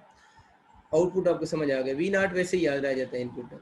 अब ये मैं बात बोल रहा हूँ कि इसको इन्वर्टिंग इनपुट क्यों कहते हैं। इसको इन्वर्टिंग इनपुट इसलिए कहते हैं, ये वी नेगेटिव है, ये वी पॉजिटिव है। अब अगर अपना इनपुट सिग्नल, दोबारा सुन लें, अगर आप अपना इनपुट एसी सिग्नल, अगर आप अपना input AC signal inverting input को दें, किसको दें, इन्वर्टिंग इनपुट को दें, तो ये सिग्नल ज़रूर एम्पलीफाई होगा। लेकिन जब ये एम्पलीफाई होगा, एम्पलीफाई हो गया ना, एम्पलीफाई का मतलब क्या होता है, एम्पलीट्यूड बढ़ गए हैं, लेकिन इसके अंदर फेज शिफ्ट आ जाएगा 180 डिग्री का। क्रस्ट का ट्रफ बनने का मतलब क्या है, फेज शिफ्ट आ रहा है कितने डिग्री का, 180 डिग्री का। हम ये कहते हैं इन्वर्टिंग इनपुट, इसको इसलिए कहते हैं कि ये वाली इनपुट क्या करती है, this input produce phase shift of 180 degree. यूँ बस याद ही करना आप लोगों ने इस बात को कि अगर हम इसके क्रॉस सिग्नल देंगे तो ये उस सिग्नल को कितने डिग्री चेंज कर देगी, 180 डिग्री चेंज कर देगी। एम्पलीफाई तो किया है इसने, लेकिन एम्पलीफाई करने के बाद क्रस्ट का ट्रफ बना दी है, मीन इसके अंदर इसने फेज शिफ्ट लेकर आ गई है 180 डिग्री का। बच्चों आपको याद हो जाएगा ना, इन्वर्टिंग इनपुट क्यों कहते हैं, क्योंकि because it produce a phase shift of 180 degree. दोबारा बात सुने, ये इसका नाम है नॉन इन्वर्टिंग इनपुट। तब आपको नाम भी समझाऊँ तो आपको समझ आ चुका होगा। यानी ये तो आउटपुट होगी और इधर दो इनपुट्स हैं, एक वी नेगेटिव, एक वी पॉजिटिव। अब आप कह रहे होंगे सर आपकी इनकी मूछें क्यों नहीं बना रहे, बना लो ना मूछें, वो प्लस वीसीसी माइनस वीसीसी वाली, मैं वैसे नहीं बना रहा, ठीक है। वो ज़रूरत नहीं है हमें, बस पता चल गया ये क्या है, बाइसिंग वोल्टेजेस हैं, यही है ना बाइसिंग वोल्टेजेस है, बस आगे हमें इसकी ज़रूरत नहीं है इतनी, ठीक है। जिनकी ज़रूरत है उनको मैं फोकस कर रहा हूँ। तो ये डायग्राम में होती हैं, बुक में भी आप देखिएगा ना, बुक में भी उसने एक दफ़ा बनाई है और उसने आगे नहीं बनाई ना, तो ना भी बनाई, ये तो अंडरस्टूड है ना कि ट्रांजिस्टर एम्पलीफायर ट्रांजिस्टर होते हैं और उनके अंदर बैटरीज लगी होंगी, तो ये आप ना भी बनाएं तब भी खैर होती है, लेकिन अगर आपके पास आइडेंटिफिकेशन के लिए एफ उसकी आ जाती है, सिंबल आ जाती है, तो फिर आप लोगों ने कंप्लीट सिंबल ये बनानी होती है। कंप्लीट तो एक दफ़ा मैंने बना दी है, ऑनवर्ड मैं इसकी मूछें शूछे काम ही बनाया करूँगा, ठीक है। तो यूँ समझने कि आप लोगों ने इसको इनपुट सिग्नल दिया, ये पॉजिटिव नेगेटिव। अब जब इसको इसके क्रॉस देंगे, मीटर बना रहा हूँ, ऊपर जगह नहीं है, तो देखिए इसमें एम्पलीफिकेशन तो हुई है, लेकिन क्रस ही रहा है और ट्रफ क्या रहा है, ट्रफ ही रहा है। जब आप लोगों ने इनपुट सिग्नल किसको दिया है, वी पॉजिटिव को दिया है, तो क्रस ही रहा है, ट्रफ ही रहा है, मतलब इसमें कोई चेंज नहीं आई।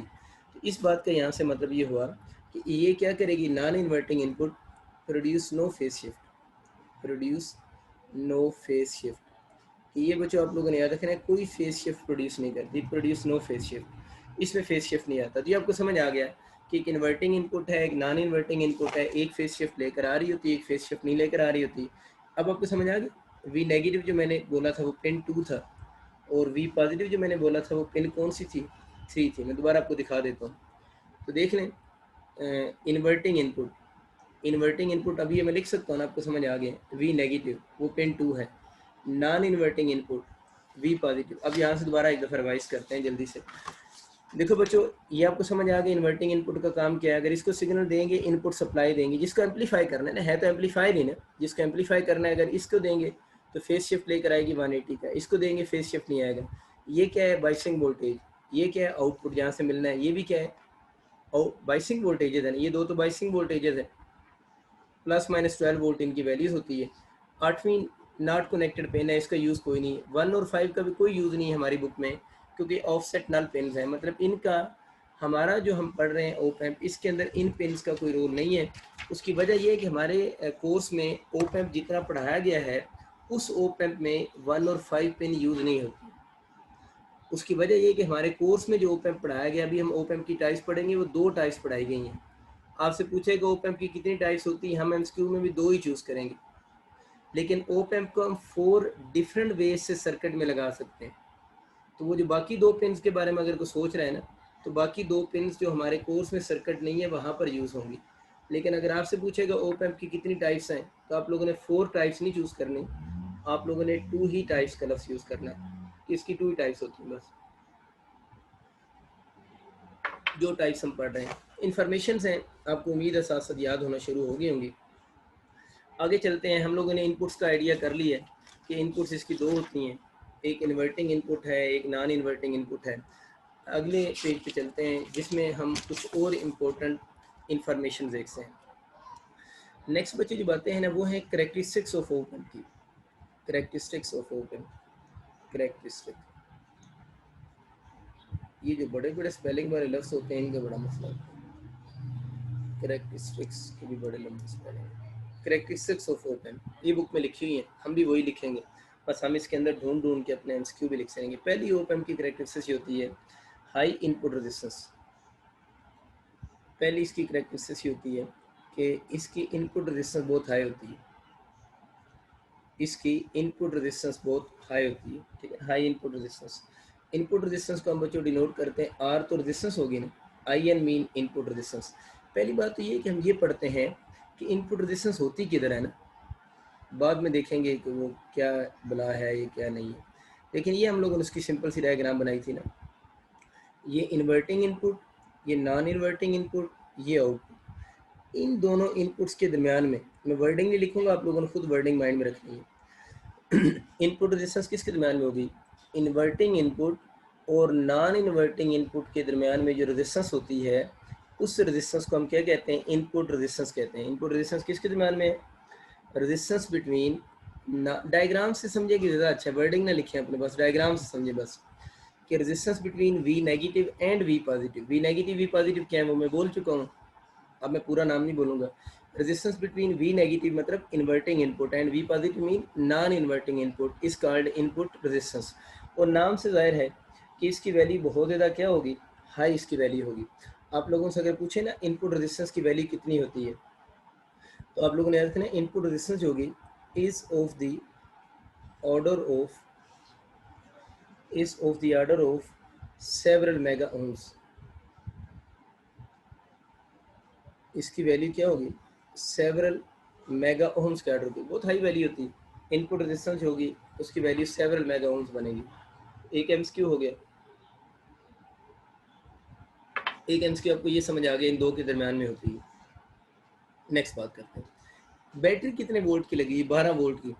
12 वोल्ट ही है ना बैटरी, अभी प्लस मिसी 12 वोल्ट। क्या 12 वोल्ट जो है उसकी वजह से सेवरल मेगा ओम्स में करंट फ्लो कर सकता है? नहीं कर सकता। 12 वोल्ट की बैटरी सेवरल मेगा ओम्स में करंट तो नहीं फ्लो करवा सकेगी ना। इसका मतलब ये होगा, इसके साथ ये लिखने, इतनी रेजिस्टेंस हाई होती है प्रैक्टिकली, ये लाइन मैंने आपको एक्सप्लेन कर दी, practically no current flows across it. इसका मतलब ये कि ये रेजिस्टेंस इतनी हाई होती है, कितनी हाई होती है? Several mega ohms. बैटरी कितनी? 12 वोल्ट की। तो वो प्रैक्टिकली इस रजिस्टर में से कोई करंट फ्लो नहीं करता। तो आर आई इनपुट में प्रैक्टिकली कोई करंट फ्लो नहीं करेगा। ठीक है, अच्छा ये आपको समझ आ गया कि प्रैक्टिकली आर आई इनपुट में से कोई करंट फ्लो नहीं कर रहा। इस रजिस्टर में प्रैक्टिकली हम ये बात करते हैं कि करंट फ्लो नहीं करता। उस करंट ना फ्लो करने की रीज़न आपको समझ आ गई है कि इस रेजिस्टेंस की वैल्यू इतनी हाई होती है, जिसकी वजह से हम कहते हैं कि इसमें से कोई करंट फ्लो, बुक की लाइन है ये, practically no current flow between input terminals ना। ठीक है ना, ये लिखा हुआ है बुक में कि प्रैक्टिकली नो करंट फ्लो, वही लाइन मैंने आपके सामने लिख भी दी है। ठीक हो गया, ये आपको आइडिया हो गया कि ये रेजिस्टेंस है कितनी और इसकी वैल्यू क्या होगी। अब अगर बात करते हैं आइडियल ओप एम्प का, क्वेश्चन आ जाता है। ये मैं बिल्कुल टेक्स्ट बुक में जो लाइनें लिखी हैं उसी तरह करवा रहा हूँ, ये वाली बात है अभी वाली। आइडियल ओप एम्प के बारे में उसने बुक में नहीं लिखा हुआ, आप लोगों ने खुद याद रखना है। जो चीज़ हाई होती है ना, वैसे मैंने आपको एफसीसी में बताया था, जिस चीज़ की वैल्यू हाई होती है रियल लाइफ में, आइडियल केस में उसकी वैल्यू इनफाइनाइट लिखते हैं। और जिस चीज़ की रियल लाइफ में वैल्यू कम होती है, आइडियल केस में उसकी वैल्यू ज़ीरो लिखते हैं। फॉर एग्जांपल, ये कोर्स में तो नहीं है एमडी कैट वालों के लिए, वैसे बता रहा हूँ। आइडियल जो वोल्ट मीटर होता है ना, वोल्ट मीटर की रेजिस्टेंस वेरी हाई होती है। क्यों हाई होती है वो हमने पढ़ा हुआ। वोल्ट मीटर की रेजिस्टेंस बहुत हाई होती है, तो आइडियल वोल्ट मीटर की क्या होगी? इनफाइनाइट। ठीक है, एम मीटर की रेजिस्टेंस बहुत लो होती है, तो आइडियल एम मीटर की क्या होगी? ज़ीरो होगी। तो ये बस आप याद भी रख सकते हैं। तो अगर भूल भी जाए ना, तो आइडियल ओप एम्प में आर आई इनपुट पूछेगा, तो आर आई इनपुट इस केस में क्या होगी? ज़ीरो होगी। समटाइम ना इक्वल टू ज़ीरो की बजाय ना यूँ लिखा होता है, ये भी ठीक है, एक वक्त में कोई एक ही लिखा होगा, 8 बन गया, ये होगी इक्वल टू जीरो की बजाय आर इनपुट के आगे एरो बना के इन्फिनिटी लिखा होता है, ये भी ठीक है। ज़्यादातर ये नोटेशन भी यूज़ होती है, ये भी यूज़ होती है, दोनों में एक वक्त में एक ही यूज़ होगी। R I input approaches to infinity होगी। अगर दोनों यूज़ हो जाएँ तो फिर किसको चूज़ करेंगे? फिर भी नीचे वाले को चूज़ करेंगे। वैसे तो दोनों में से एक ही यूज़ होती है, लेकिन अगर दोनों यूज़ हो जाएँ तो आप लोगों ने हमेशा किसको चूज़ करना है? अप्रोच वाली चीज़ को चूज़ करना होता है। जो चीज़ें रियल में हाई होती हैं, आइडियल में इनफाइनाइट होती हैं। अब जब उनकी वैल्यू लिखेंगे तो एक इक्वल ऑप्शन होगा, एक एरो वाला होगा, तो आप लोगों ने क्या चूज़ करना है? एरो वाले ऑप्शन को प्रेफर करना है। लेकिन इस तरह का एमसीक्यू नहीं बनता, ठीक है, क्योंकि ये नोटेशन के डिफरेंट वेज हैं, लेकिन ये ज़्यादा कॉमन वे है। हम वैसे यूज़ ये कर रहे होते हैं, लेकिन ये मोस्ट अथेंटिक ये वाला होता है। बात आपको समझ आ गई आइडियल ओप एम्प की थोड़ी सी स्टोरी। अब मुझे आप ये बताएं कि अगर मैं आपसे ये पूछूं, अब आपको याद तो है इस पिन का नाम 2 था, इस पिन का नाम 3 था, तो अगर मैं आपसे पूछूं पिन 2 से पिन 3 के दरमियान में कितना करंट होगा, यानी पिन 2 से पिन 3, ये पिन 2, ये पिन 3, समझ आ रही नहीं आ रही? पिन 2 और पिन 3 के दरमियान में कितना करंट होगा? ज़ीरो होगा ना। Practically no current flows across it, ना 2 से 3 तक कोई करंट आएगा। तो अगर मैं आपसे ये पूछूं पिन 3 से पिन 2 तक करंट कितना जाएगा? समझ आ रही है आपको मेरी बात ना? पिन समझ आ रहा है ना, ये पिन है ना, तो इनके दरमियान में कोई करंट फ्लो नहीं करता। तो पूछ रहे हैं पिन 2 से पिन 3 के दरमियान इसमें कितना करंट आएगा? 2 से 3 तक करंट, या 3 से 2 तक कोई करंट नहीं होगा, ज़ीरो होगा। क्यों ज़ीरो होगा? रेजिस्टेंस बहुत हाई होती है, सेवरल मेगा ओम्स होती है, 12 वोल्ट की बैटरी है, उसकी बेचारी के अंदर इतना पोटेंशियल एनर्जी नहीं है कि वो सेवरल मेगा ओम्स में से करंट को फ्लो करवा सके। ठीक हो गया, आपको बात समझ आ गई। दूसरी इसकी प्रॉपर्टी क्या होती है? दूसरी इसकी प्रॉपर्टी होती है लो आउटपुट रेजिस्टेंस। दूसरी इसकी प्रॉपर्टी होती है लो आउटपुट रेजिस्टेंस। इसको मैं ज़रा डिफाइन करता हूँ पहले, इसको आर नॉट से डिनोट करते हैं, इसको डिफाइन करते हैं पहले, फिर आगे बात करेंगे कि कहाँ पर होती है। डिफाइन का मतलब क्या होता है? कहाँ पर होती है। वी नेगेटिव, वी पॉजिटिव, ये क्या चीज़ है? आउटपुट है। ये ज़रा देखें ध्यान से, ये आउटपुट, यहाँ से मैंने रजिस्टर लगाया और इस पोर्शन को मैंने ग्राउंड शो कर दी। ये जो आउटपुट और ये सिंबल किस चीज़ की होती है बना, ग्राउंड की सिंबल होती है। ये जो हमें लकीरें सी लगाते हैं, यूँ इसके अंदर बनाना है। ये जो ट्राइंगल सी है ना, इसके अंदर ये चीज़ होगी ना, खिचड़ी मच गई थोड़ी सी, ये आउटपुट थी, इसके साथ यहाँ पर रजिस्टर लगा होगा और नीचे ये ग्राउंड की सिंबल होगी। बुक में ये सारी चीज़ें इस ट्राइंगल के अंदर ही शो हो रही हैं। बाहर भी बना दें हर्ज को नहीं, लेकिन बुक में क्योंकि ट्राइंगल के अंदर ही है तो आप अंदर ही बनाएं। तो ये रेजिस्टेंस जो होगी वो आउटपुट रेजिस्टेंस होगी। ये जो सारी चीज़ें इस जगह पर बनानी है आप लोगों ने, इस रेजिस्टेंस को आउटपुट रेजिस्टेंस कहते हैं। आउटपुट रेजिस्टेंस किसके दरम्यान में, मैं लिख देता हूँ ना, ये रेजिस्टेंस है बिटवीन, ये क्या बला है, आउटपुट, एंड ये क्या चीज़ है, ग्राउंड। ये पता है ना, ये ग्राउंड की सिंबल होती है। और पता है ना ग्राउंड का पोटेंशियल हम कितना लेते हैं, 0 वोल्ट। रेजिस्टेंस बिटवीन ये किसके दरम्यान में, आउटपुट इधर से और नीचे से क्या है ये ग्राउंड।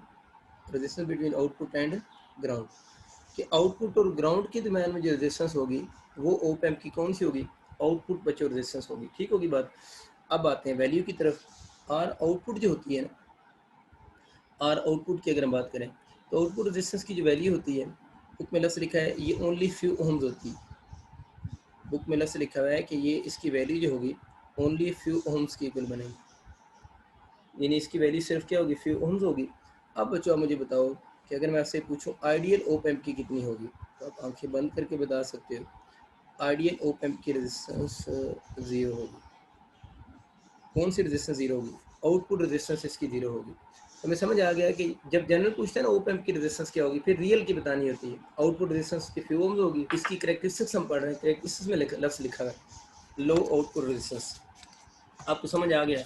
डायग्राम बुक में जो बनी हुई है, हम बिल्कुल अपनी बुक के अकॉर्डिंग ही इसकी डायग्राम बनाकर हम लोगों ने कंसेप्ट समझिए। तीसरी जो प्रॉपर्टी हमारी किताब में लिखी है, हमारा पेज नंबर 6 बनता है मेरा ख्याल। तीसरी प्रॉपर्टी इसकी लिखी हुई है ओपन लूप गेन। तीसरी इसकी जो प्रॉपर्टी लिखी है वो कौन सा है, ओपन लूप गेन होता है। इसको ए ओ एल से डिनोट करते हैं। ए जो होता है ना वो तो गेन की सिंबल होती है, और O L mean open loop. Gain क्या होता है, गेन का मतलब होता है, चलिए बाद में बात करते हैं गेन का मतलब क्या होता है। ओपन लूप गेन आप याद कैसे रखेंगे, the ratio of output voltage, the ratio of output voltage to the difference between non inverting and inverting input. दोबारा बोल रहा हूँ, ये सुन लो, लिखो ना, वर्डिंग समझो। The ratio of output voltage to the difference between, ये क्या है, non inverting input and inverting input.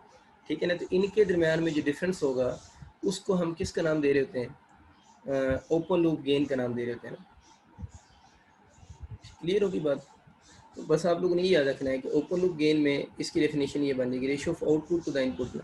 अब मैं इसकी डायग्राम भी बनाता हूँ कि इसको ओपन लूप गेन क्यों कह रहा है। ओपन लूप गेन इसको इसलिए कह रहा है कि अभी हम लोगों ने ये वाली डायग्राम बनाई थी ना थोड़ी देर पहले, हमने वो लोगों ने बोला था कि ये क्या है, वी नेगेटिव, ये क्या था, वी पॉजिटिव, ये क्या चीज़ थी, वी आउटपुट।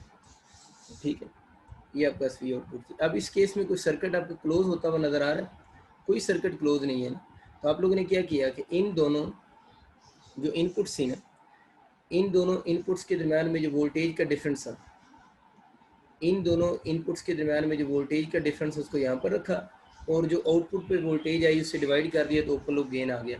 इसको ओपन लूप गेन इसलिए कहते हैं, यानी ओपन लूप इसका नाम इसलिए रखा गया है, इसके लिए मैं लिख देता हूँ ओपन लूप इसको गेन क्यों कहते हैं, कि इसमें because there is no external connection, there is no external connection between output and input. ये बात आपको भी वैसे इतनी अच्छी समझ तो नहीं आएगी, ये जो लिखी हुई है ना, थोड़ी देर तक आपको बड़ी अच्छी मैं समझा दूंगा ये वाली बात में, कि इसको ओपन लूप, अभी आप इतना समझ लो ना, इसमें क्या लूप को क्लोज हो रही है, क्या कोई लूप बंद हुई है किसी जगह से, कोई बंद नहीं हुई, ये भी ओपन, ये भी ओपन, ये भी ओपन। तो कह रहा है ओपन लूप गेन इसको इसलिए कहते हैं कि there is no external connection between output and input. ये बात अभी आपको समझ नहीं आएगी, लेकिन लिख अभी लेना, थोड़ी देर तक मैं इस पर बात करता हूँ। तो ओपन लूप गेन को ओपन लूप गेन इसलिए कहते हैं, आपका आंसर क्यों आ सकता है, during open loop gain output और इनपुट के दरम्यान में कनेक्शन होगा या नहीं होगा। तो आप लोगों ने क्या कहना है, no external connection, open loop gain में सर्किट पूरा ओपन होता है और कोई एक्सटर्नल कनेक्शन नहीं होता। आउटपुट का इनपुट के साथ, आउटपुट का इनपुट के साथ कोई कनेक्शन है? कोई कनेक्शन नहीं है। इधर आउटपुट है, इधर इनपुट है, इन दोनों का आपस में कोई कनेक्शन मैंने अभी नहीं बनाया हुआ। अब कोई कनेक्शन नहीं है, इस वक्त जो गेन होगा वो कौन सा है? ओपन लूप गेन होगा। यूँ समझ ले बच्चों कि अगर हम ये इन दोनों का डिफरेंस निकाल लें, वी पॉजिटिव वी नेगेटिव, समझ आता है ना कौन सा है? नॉन इन्वर्टिंग इनपुट और इन्वर्टिंग इनपुट की वोल्टेज का डिफरेंस निकाल लें, और अगर हम उसको डिनोट कर दें वी ऑफ आई से, किससे डिनोट कर दें? वी ऑफ आई से डिनोट कर दें, तो ये वाला फार्मूला यूँ भी लिखा जा सकता है ना, open loop gain V output divided by V of I. V of I क्या है? Difference between non inverting and inverting input. इसका मतलब ये हुआ, अगर आपके एमसीक्यू आ जाता है कि अगर हम नॉन इन्वर्टिंग और इन्वर्टिंग इनपुट के दरमियान में पोटेंशियल डिफरेंस कम कर दें, वोल्टेज है ना ये दोनों, वोल्टेज की यूनिट वोल्ट्स होती है, पोटेंशियल डिफरेंस बोल सकते हैं ना। तो अगर हम इन दोनों नॉन इन्वर्टिंग और इन्वर्टिंग इनपुट के दरमियान में ये जो पोटेंशियल का डिफरेंस है, इस पोटेंशियल के डिफरेंस को कम कर दें, तो ओपन लूप गेन पे क्या इफेक्ट होगा? ओपन लूप गेन की वैल्यू ज़्यादा हो जाएगी।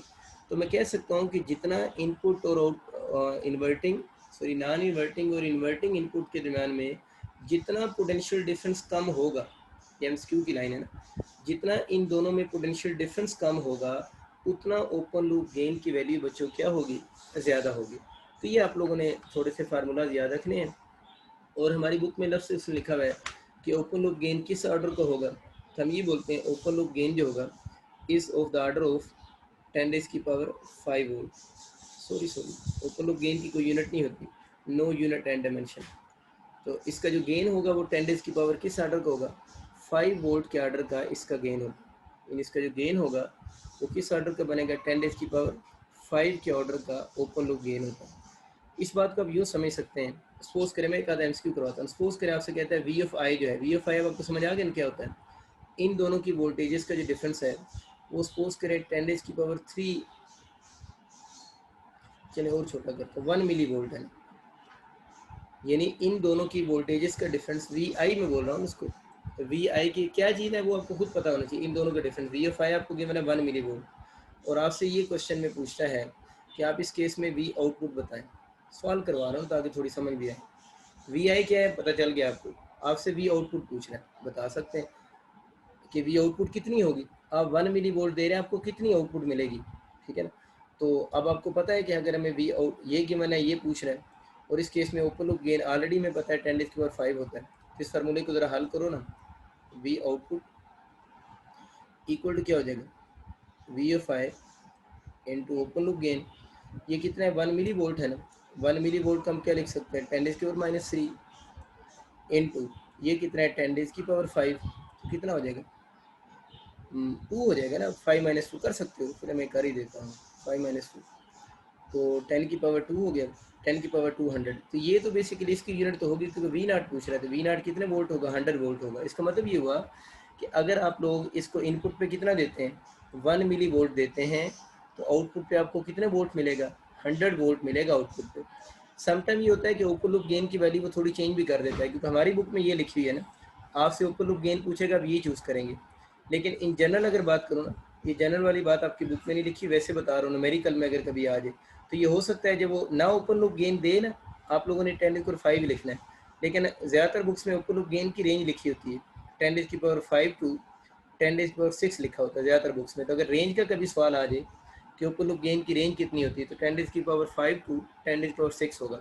लेकिन किसी सवाल में अगर ओपन लूप ना गिवन हो, कि वैल्यू ना गिवन हो, तब ये यूज़ करेंगे न्यूमेरिकल में।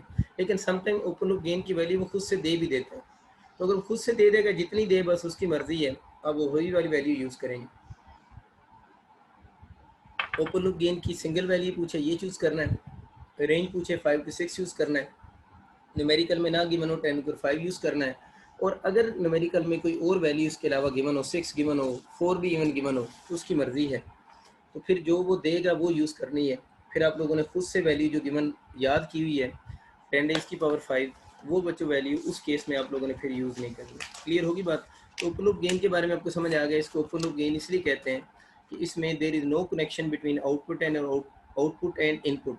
आपके सामने थी डायग्राम, आउटपुट और इनपुट में कोई भी कनेक्शन नज़र नहीं आ रहा था। ठीक होगी बात। अच्छा, नेक्स्ट अब हम आते हैं इसकी टाइप्स के ऊपर। ओप एम्प की जो टाइप्स बनती हैं, ओप एम्प की अगर हम टाइप्स को देखें, इसकी कौन कौन सी टाइप्स होंगी। इसकी जनाब टाइप्स 2 होती हैं। किसकी 2 टाइप्स होंगी? किसकी 2 टाइप्स हैं? ओप एम्प की। ऑपरेशन एम्पलीफायर की 2 टाइप्स होती हैं, बाकी पहले और वो टाइप्स हैं। अब ओप एम्प की 2 टाइप्स होती हैं। इसकी जो पहली टाइप होती है उसका हम बोलते हैं इन्वर्टिंग ओप एम्प। पहली जो टाइप होगी उसका हम बोलेंगे इन्वर्टिंग ओप एम्प। आपकी क्लास 5:30 तक ही होगी, बल्कि 5:25 तक होगी। और मुझे याद नहीं रहा था कि आपकी क्लास 3:30 है, किसी ने टेक्स्ट भी नहीं किया, वो मुझे पता ही नहीं चला। मेरे ख्याल कल मैंने 3:30 शायद अनाउंस की थी, तो कल भी आपकी इंग्लिश की क्लास स्किप होगी, तो वो फिर मुझे 5:25 पे याद भी करवा देना कि अब क्लास ख़त्म होगी। नॉन इन्वर्टिंग ओप एम्प होगा, और दूसरा जो एक inverting op amp, types of op amp, एक इन्वर्टिंग ओप एम्प और दूसरा कौन सा, नॉन इन्वर्टिंग ओप एम्प। तो एक इन्वर्टिंग ओप एम्प होता है, एक नॉन इन्वर्टिंग ओप एम्प होगा। नॉन इन्वर्टिंग ओप एम्प होगा, 2 ओप एम्प है। सबसे पहले हम पढ़ते हैं इन्वर्टिंग ओप एम्प क्या होता है। सबसे पहले तो इसका सर्किट बनाते हैं। इन्वर्टिंग ओप एम्प नाम से एक चीज़ जाहिर कर रहा है। वो क्या नाम से जाहिर कर रहा है? इन्वर्टिंग है ये। इन्वर्टिंग का मतलब क्या होगा कि इनपुट सिग्नल को ये क्या करेगा, इन्वर्ट करेगा। तो इसमें पहली बात अब ये इन्वर्टिंग से ये याद रख लें, वी प्रोवाइड इनपुट सिग्नल। हम क्या करेंगे, वी प्रोवाइड कौन signal, input signal across V negative. बात समझ आ गई? इन्वर्टिंग इनपुट, क्यों नाम से ज़रा इन्वर्टिंग ओप एम्प क्या करेगा, फेस शिफ्ट लेकर आएगा ना। तो हम क्या करेंगे, we provide input signal across V negative. और ये हमें पता है कि वी नेगेटिव को जब देंगे तो इसकी वजह से फेस शिफ्ट आएगा, वो भी हम पढ़ लेंगे आगे। फेस शिफ्ट जो आएगा वो कितने डिग्री का आएगा, 180 डिग्री का फेस शिफ्ट आएगा। बहुत आसान सा टॉपिक है, मैं बहुत बेसिक मेथड से करवा भी रहा हूँ। तो अभी सर्किट थोड़े कम्प्लेक्स आएंगे तो आप लोगों ने उन सर्किट्स को मिक्स नहीं कर देना अपने माइंड में, सुकून से समझिए बस सर्किट को, आपको बिल्कुल सर्किट समझ आ जाएगा। सर्किट में कोई कम्प्लेक्स बातें नहीं है, सिर्फ आप लोगों ने बात बड़े ध्यान से और इत्मीनान से समझे। मैं सर्किट शुरू कर रहा हूँ, मेरे साथ साथ रहिएगा सर्किट बनाते हुए, आपको बिल्कुल कोई मसला ही नहीं बनेगा। ये जनाब अब वही पुरानी डायग्राम बनाए, पुरानी डायग्राम नई बनानी नहीं। ये क्या चीज़ होगी, आउटपुट हो गई। ये आपका इसकी आउटपुट आपको मिल गई, ठीक है। अच्छा, आउटपुट मिल गई, इसके अंदर हम क्या करते हैं, इस तरफ हम बना रहे होते हैं अपना 2 इनपुट्स होती हैं। एक मैं बिल्कुल ना बुक वाला सर्किट बना रहा हूँ, जिस तरह बुक में बना हुआ है एज इट इज़ बुक वाला बनाता हूँ, ठीक है। ये हमें पता है इसके अंदर 2 इनपुट्स होती हैं। एक इनपुट को हम क्या बोल रहे होते हैं, वी नेगेटिव, एक इनपुट वी पॉजिटिव। ये तो पुरानी डायग्राम है। और यहाँ पर पता है ना हम इसकी मूछें बनाते होते हैं, बाइसिंग वोल्टेजेस। ये आपका प्लस वीसीसी हो जाएगा और ये हमारे पास कौन सा माइनस। यहाँ तक कोई बात है, नहीं बात। अब मसला ये कि इन्वर्टिंग ओप एम्प है ना, नाम से जाहिर है input signal, we provide input signal across V negative. हम अपना इनपुट सिग्नल देंगे किसके क्रॉस, वी नेगेटिव के क्रॉस। यानी इस केस में आप लोगों ने इनपुट सिग्नल देना है किसके क्रॉस, वी नेगेटिव के क्रॉस। ये जो है ना, ये इसको इनपुट सिग्नल नहीं बोलते, ये वाला इसको वी आई बोलते हैं। वी आई किसकी इक्वल है, इन दोनों के डिफरेंस के बराबर है। अब मैं वी आई नहीं बोल रहा, अब मैं क्या मैंने बोल रहा हूँ, इनपुट सिग्नल बोलूँगा। तो वी आई और इनपुट सिग्नल में फ़र्क है। बाद में वी आई तो पता चल गया, इन दोनों का डिफरेंस है, समझ आ गया आपको, इन दोनों का डिफरेंस है। इनपुट सिग्नल किसको देना है, इसको देना है। तो जब इसको सिग्नल देना है सिग्नल देने से पहले आप लोगों ने इसके साथ एक रजिस्टर लगा देना है, उसको R1 से डिनोट कर दें। और उसके बाद आप लोगों ने इसको AC सिग्नल दे देना। तो इनपुट सिग्नल हम देते हैं वो AC सिग्नल होगा। ये जनाब आपका VIN है, VI नहीं खाली VIN है। आप लोगों ने इसको दे दिया, क्यों दे दिए, हम इन्वर्टिंग ओप एम्प पढ़ रहे हैं, लिख भी दिया we provide input signal across V negative. यहाँ तक आपको समझ आएगा, ठीक है। ये जनाब तार उसी तरह आप लोगों ने लगाई और इस तार को आप लोगों ने यूँ शो कर दिया, ठीक है। मतलब इसको क्यों सिग्नल दिया है, वो इन्वर्टिंग ओप एम्प पढ़ रहे हैं। नॉन इन्वर्टिंग जब पढ़ेंगे तो सिग्नल किसको देंगे, वी पॉजिटिव को दे देंगे। नॉन इन्वर्टिंग सिग्नल किसको, वी पॉजिटिव को दे देंगे। अच्छा ठीक है, इसको सिग्नल दे दिया, क्यों दिया, नाम में लिखा हुआ था। इसका क्या करें, जो बच गया ना वी पॉजिटिव, जो बच जाता है ना उसको ग्राउंड कर दें। जो बच गया उसको क्या कर दें, ग्राउंड कर दें। अलहदा से पता नहीं तार आ रही है, जो बच गया उसको ग्राउंड कर दें। ग्राउंड का पोटेंशियल कितना होगा, 0 वोल्ट होगा। तो जो बच गया उसको आप लोगों ने क्या कर देना, ग्राउंड कर देना। ये दोनों कितने वोल्ट की होती है, प्लस माइनस 12 वोल्ट। ये दोनों कितने की होती है, plus minus 12 volt, biasing voltage है ना। इसको क्यों सिग्नल दिया, नाम में लिखा हुआ है, जो बच गया उसको ग्राउंड कर दिया। अच्छा ठीक है। अब इसमें आप लोगों ने एक दो अब जुगाड़ भी याद रखने। तो मैं कह सकता हूँ वी पॉजिटिव इस केस में जो होगा वो 0 वोल्ट पे होगा। देखिए ये जो है इसके दरम्यान में कौन सी रेजिस्टेंस लगी, इनपुट रेजिस्टेंस। मैंने बोला था कि प्रैक्टिकली इस आर आई इनपुट में से, बातें बहुत ध्यान सुननी, आर आई इनपुट में से नो करंट फ्लोस, बहुत ध्यान सुननी। आर आई इनपुट में से कोई करंट फ्लो नहीं करता। अगर सर्किट के दो ऐसे पॉइंट हों, सर्किट के दो ऐसे पॉइंट्स हों, आपको बात नहीं समझ आएगी तो आप थोड़ी देर के लिए ना माइंड में लेकर व्हीटस्टोन ब्रिज। व्हीटस्टोन ब्रिज में पता है ना सेंट्रल वायर जो थी, व्हीटस्टोन ब्रिज में जो सेंट्रल वायर थी उसमें करंट नहीं फ्लो करता था ना जब ब्रिज बैलेंस होता था। व्हीटस्टोन ब्रिज में सेंट्रल वायर में करंट फ्लो नहीं करता था जब ब्रिज बैलेंस होता था। तो जब करंट फ्लो ना करे तो हम क्या कहते थे, उस व्हीटस्टोन ब्रिज के टॉप और बॉटम पे पोटेंशियल क्या थे, सेम होते थे। तो अब इस आर आई इनपुट में से करंट फ्लो नहीं कर रहा, इसमें से करंट फ्लो नहीं कर रहा है, इसके इस तरफ कोई और चीज़ लगी नहीं लगी ना। इस तरफ पोटेंशियल कितना होगा, वी नेगेटिव। इस तरफ पोटेंशियल कौन सा, वी पॉजिटिव, क्योंकि वायर लगी है। इसका मतलब ये हुआ कि इस रजिस्टर के इस पॉइंट और इस पॉइंट का पोटेंशियल सेम होगा। ये वही व्हीटस्टोन ब्रिज का कंसेप्ट है ना कि अगर इसमें से करंट फ्लो नहीं कर रहा तो इसके टॉप और बॉटम का फिर पोटेंशियल सेम है। फिजिक्स तो ये कहती है करंट नहीं फ्लो कर रहा तो पोटेंशियल सेम होगा। तो अब हमें समझ आ गया कि इसके टॉप और बॉटम का अगर पोटेंशियल सेम है तो टॉप पे क्या है वी, सॉरी बॉटम पे क्या है, वी पॉजिटिव, और टॉप पे क्या है, वी नेगेटिव, क्योंकि इधर से ये है ना। और अभी हम लोगों ने पढ़ा वी पॉजिटिव तो किसकी इक्वल है, 0 वोल्ट है। तो इसका मतलब ये हुआ कि वी नेगेटिव भी 0 वोल्ट होगा। ये इसके टॉप लेवल के एमसीक्यू भी हैं। इसमें वी पॉजिटिव जो था वो 0 वोल्ट था, वो तो हमें सीधा सीधा नज़र आ गया ना। तो इसके साथ आगे तो चीज़ लगी क्यों नहीं हुई, तो जो यहाँ पर पोटेंशियल होगा इस डब्बे से पे जो होगा वो इधर होगा ना। अब इन दोनों पॉइंट्स के दरम्यान में करंट फ्लो नहीं कर रहा, तो according to laws of physics जो व्हीटस्टोन ब्रिज में हम लगाते हैं, इस पॉइंट और इस पॉइंट का पोटेंशियल सेम होगा, बराबर लिख सी दोनों। इसका तो पता है ना वी पॉजिटिव 0 वोल्ट है, इसका मतलब वी नेगेटिव भी 0 वोल्ट होगा। ये बड़ी अजीब बात है। ये तो 0 वोल्ट समझ आ रहा है, इसको ग्राउंड किया हुआ, ये तो ग्राउंड नहीं हुआ। क्या नजर आ रहा है ये ग्राउंड हुआ वो, ये तो ग्राउंड हुआ ही नहीं हुआ। ये तो पता है ना लहदा से तार गुजर रही है, ये तो ग्राउंड हुआ ही नहीं हुआ। तो वी नेगेटिव क्यों 0 वोल्ट शो कर रहा है, वो इसलिए 0 वोल्ट शो कर रहा है कि वो दोनों साइड पे पोटेंशियल क्या हो गए, सेम हो गए। फिजिक्स में इस कंसेप्ट को बोलते हैं वर्चुअल ग्राउंड। इस कंसेप्ट को क्या बोलते हैं, वर्चुअल ग्राउंड।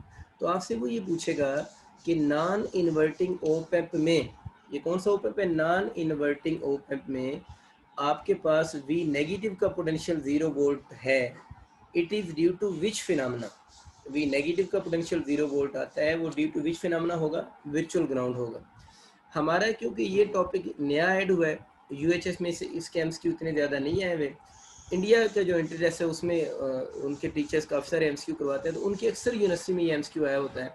उन्होंने ये डायग्राम बनाई हुई होती है और आपसे पूछते हैं, ये सारा सर्किट बना हुआ होता है, इधर वी इनपुट की वैल्यू भी गिवन होती है, रेजिस्टेंस सब कुछ गिवन होता है, ये 0 के साथ अटैच हो रहा होता है, मतलब और भी बड़ा कुछ गिवन होता है, लेकिन वी पॉजिटिव 0 के साथ शो हो रहा होता है, और वी नेगेटिव को वी इनपुट दी होती है, इसकी वैल्यू शैली गिवन होती है, R1 की वैल्यू भी गिवन होती है। वो पूछता है वी नेगेटिव का पोटेंशियल बताएं।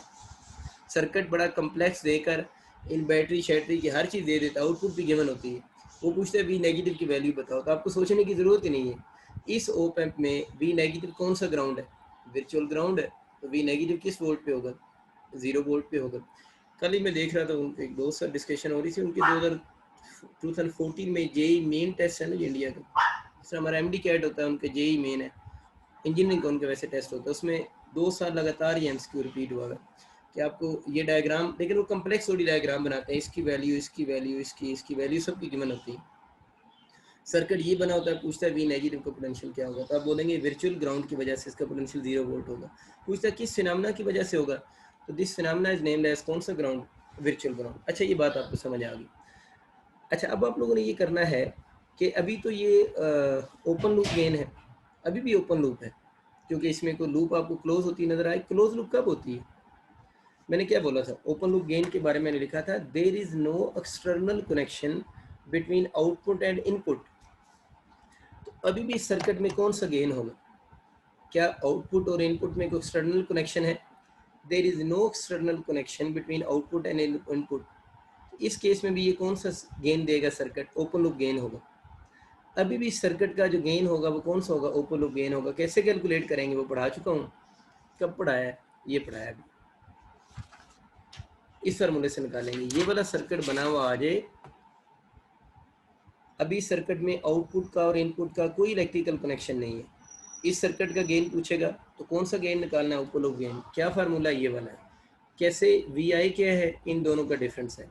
क्वेश्चन किस तरह के आएंगे? इस टाइप के आएंगे। ओपन लूप क्या यूज़ करना है वो मैंने बता दिया। तो मैं बात बदलने लगा हूँ। अभी इस सवाल का जो गेन है वो ओपन लूप गेन है। क्यों ओपन लूप गेन है? आउटपुट का इनपुट के साथ कोई कनेक्शन नहीं है। अब ज़रा सुने। अब मैं ये कह रहा हूँ कि मैं इस आउटपुट को और इस इनपुट को आपस में मैंने ज्वाइन कर दिया। अब मैंने इस आउटपुट को इनपुट के साथ मैंने there is a connection between output and input. There is a connection between output and input. यहाँ पर जो रजिस्टर लगा हुआ है इसको हम R2 कहते हैं। अब इस सर्किट का जो गेन होगा उस गेन को हम एक नया नाम देंगे। वो भी नया नाम क्या देंगे वो बात की बात है, लेकिन अब समझ आ गया कि जब ये वाला रजिस्टर लगा दिया है तब ओपन लूप गेन इस सर्किट का वो आपसे नहीं पूछेगा। अब इस सर्किट का एक और कोई गेन आप कैलकुलेट करने को कहेगा। हाँ, अगर ये सर्किट भी बना हुआ आ जाए तो आपसे इस सर्किट को ओपन लूप गेन पूछे, वो फार्मूला आप अप्लाई करके कैलकुलेट कर लोगे। लेकिन अब ये सर्किट जो है वो जो इस सर्किट का ओवरऑल गेन होगा, एक तो देखें ओपन लूप गेन का क्वेश्चन आता है वो अभी भी हल हो सकता है, लेकिन जब ये वाला सर्किट बन जाता है, जब हम आउटपुट को इनपुट के साथ लगा देते हैं तो यहाँ पर एक ओपन लूप गेन की बजाय किसी एक और गेन के क्वेश्चन पूछता है। वो गेन का नाम क्या है, वो कैसे कैलकुलेट करेंगे, वो बात की बातें हैं। हम थोड़ी और बातें पहले कर लेते हैं। तो मैंने आउटपुट को जब इनपुट के साथ लगा दिया तो मैंने इस आउटपुट को किस साथ लगाया? इन्वर्टिंग इनपुट के साथ लगाया। मैंने इस आउटपुट को किस साथ लगाया? इन्वर्टिंग इनपुट के साथ लगाया ना। तो इसको हम बोलते हैं नेगेटिव नेगेटिव फीडबैक रजिस्टर। इसको कहते हैं नेगेटिव फीडबैक रजिस्टर। इसको मैंने क्या बोला है? Negative feedback register. क्यों नेगेटिव फीडबैक रजिस्टर कह रहा है? क्योंकि आउटपुट को दोबारा वो किसके साथ लेकर आ रहा है? इनपुट के साथ। और इनपुट कौन सी? भी नेगेटिव। तो इस रजिस्टर को क्या बोलते हैं? नेगेटिव फीडबैक रजिस्टर भी कहते हैं। कौन सा कहते हैं? Negative feedback register. एक छोटी सी बात होती है, मैं कहाँ लिखूँ उसको। अगर आपसे पूछे ना कि आपकी बुक में जो ओप एम्प है, आपकी बुक में जो ओप एम्प है, आप उसकी कौन सी कॉन्फ़िगरेशन स्टडी करते हैं? मैंने थोड़ी देर पहले याद एक बात की थी, मैंने बोला था कि ओप एम्प की बहुत सारी टाइप्स होती हैं। हमसे पूछेगा हम दो टाइप्स बोलेंगे। अब थोड़ी सी बात वो करने को, हम ओप एम्प की कौन सी कॉन्फ़िगरेशन यूज़ करेंगे? पता है ना, वो पिन 1 और 5 यूज़ नहीं हो रही थी ना, क्योंकि हम ओप एम्प की जो कॉन्फ़िगरेशन यूज़ करेंगे, जो हम कॉन्फ़िगरेशन यूज़ करेंगे, उस कॉन्फ़िगरेशन का जो नाम होता है वो नेगेटिव फीडबैक कॉन्फ़िगरेशन है। Negative feedback configuration. ये लफ्ज़ थोड़ा छोटू हो जाएगा तो ध्यान से लिखना कि हम ओप एम्प कॉन्फ़िगरेशन मतलब क्या होता है कि आप ओप एम्प को सर्किट में लगाने का तरीका, कॉन्फ़िगरेशन वेज को कहते हैं, नंबर ऑफ वेज, किस तरीके से आप किसी चीज़ को लगा रहे हैं सर्किट में, कॉन्फ़िगरेशन वेज को कहते हैं, तरीके कितने हैं। तो हम ओप एम्प की जो कॉन्फ़िगरेशन यूज़ कर रहे हैं उस कॉन्फ़िगरेशन को बोलते हैं negative feedback configuration. Negative feedback configuration इसको क्यों कहते हैं? हम ने क्या किया है कि हमने आउटपुट को नेगेटिव फीडबैक दिया है। नेगेटिव फीडबैक का मतलब क्या होता है? हम लोगों ने आउटपुट को वी नेगेटिव के साथ कनेक्ट किया है। अगर वी नेगेटिव के साथ कनेक्ट किया है इसको हम क्या बोलेंगे? नेगेटिव फीडबैक बोलेंगे। बहुत आसान बात है, आपको समझ आ गया। ये रजिस्टर को नेगेटिव फीडबैक रजिस्टर कहेंगे, इसको R1 कहते हैं, इसको R2 कहते हैं। कुछ लोग इस R1 को R इनिशियल भी बोल देते हैं न्यूमेरिकल में ना, और कुछ लोग इस RF को RF लिख सो ना, R फाइनल भी बोल देते, RF भी कह देते, RF या R2। RI मीन कौन सा हो जाएगा? ये जो वी नेगेटिव साथ लगा हुआ है। सवाल जब आएगा सर्किट गिवन होगा, मसले को नहीं बनेगा। उसकी वजह क्या है कि सर्किट में सिंबल का तो फायदे नहीं है, तो सिंबल जो मर्जी यूज़ करे, सर्किट बना हुआ आएगा, हम सॉल्व करेंगे। अच्छा, ये मैं समझ आ गया, आपको ये चीज़ समझ आ गई वी आउटपुट क्या होगा, करंट फ्लो नहीं करेगा, ये चीज़ें आपको मैंने अपनी तरफ से समझा दी। इस रजिस्टर को क्या कहते हैं? नेगेटिव फीडबैक रजिस्टर कहते हैं। ओप एम्प की हम जो कॉन्फ़िगरेशन यूज़ कर रहे हैं वो कौन सी है? वो नेगेटिव फीडबैक कॉन्फ़िगरेशन है। कुछ और क्वेश्चन की तरफ आते हैं, ज़रा सुने ध्यान से। देखें, इस R1 में जो करंट फ्लो करेगा, करंट होगा, इस R2 में से भी करंट फ्लो करेगा। दोनों में करंट फ्लो करेगा, इधर करंट जाएगा नहीं जाएगा। मैं कह रहा हूँ कि ये क्या लगा हुआ है, वी इनपुट है ना, इस वी इनपुट से यूं करंट आएगा, इस पॉइंट को ए पॉइंट बोल दो, इस वी इनपुट से यूं करंट आया, इस पॉइंट ए से क्या इस तरफ करंट आएगा, नहीं आएगा। अभी लिखा तो है no current flows, no current flows. इसका मतलब ये हुआ कि यहाँ से जितना भी करंट आ रहा है उस करंट को अगर मैं I1 बोल दूँ, उस करंट को मैं किसका नाम दे दूँ, I1 कह दूँ। I1 कौन सा करंट है, जो रजिस्टर R1 में से आ रहा है, तो क्या वो वाला करंट R इनपुट की तरफ जा सकता है? हम लोगों ने बोला है कि वो वाला करंट R इनपुट की तरफ नहीं जाएगा। वो वाला करंट RI इनपुट की तरफ क्यों नहीं जाएगा, क्योंकि RI इनपुट की जो वैल्यू है वो तो इन्फानाइट है, इसकी वैल्यू इन्फानाइट है, ये करंट उस तरफ नहीं जाएगा। जितना भी करंट होगा इस ए पॉइंट से ऊपर चला जाएगा, और इस तरफ ये जो करंट जाकर बन जाएगा वो करंट कौन सा है, I2 होगा। तो ये याद रखें, यहाँ से आई इनपुट I1 करंट आ रहा है, तो ए पॉइंट से ऊपर क्या चला जाएगा, इधर के भी इसके KCL अप्लाई करो ना, Kirchhoff's current law, Kirchhoff's current law apply करो, तो इन sum of incoming current equal to sum of outgoing. इधर करंट क्यों नहीं आ रहा, क्योंकि इधर रेजिस्टेंस इनफाइनाइट है, इनफाइनाइट रेजिस्टेंस हो तो करंट जीरो होता है, रोजाना पढ़ाता हूँ। तो ये I1 करंट हो जाएगा, ये करंट कौन सा हो जाएगा, I2 हो जाएगा। ठीक है।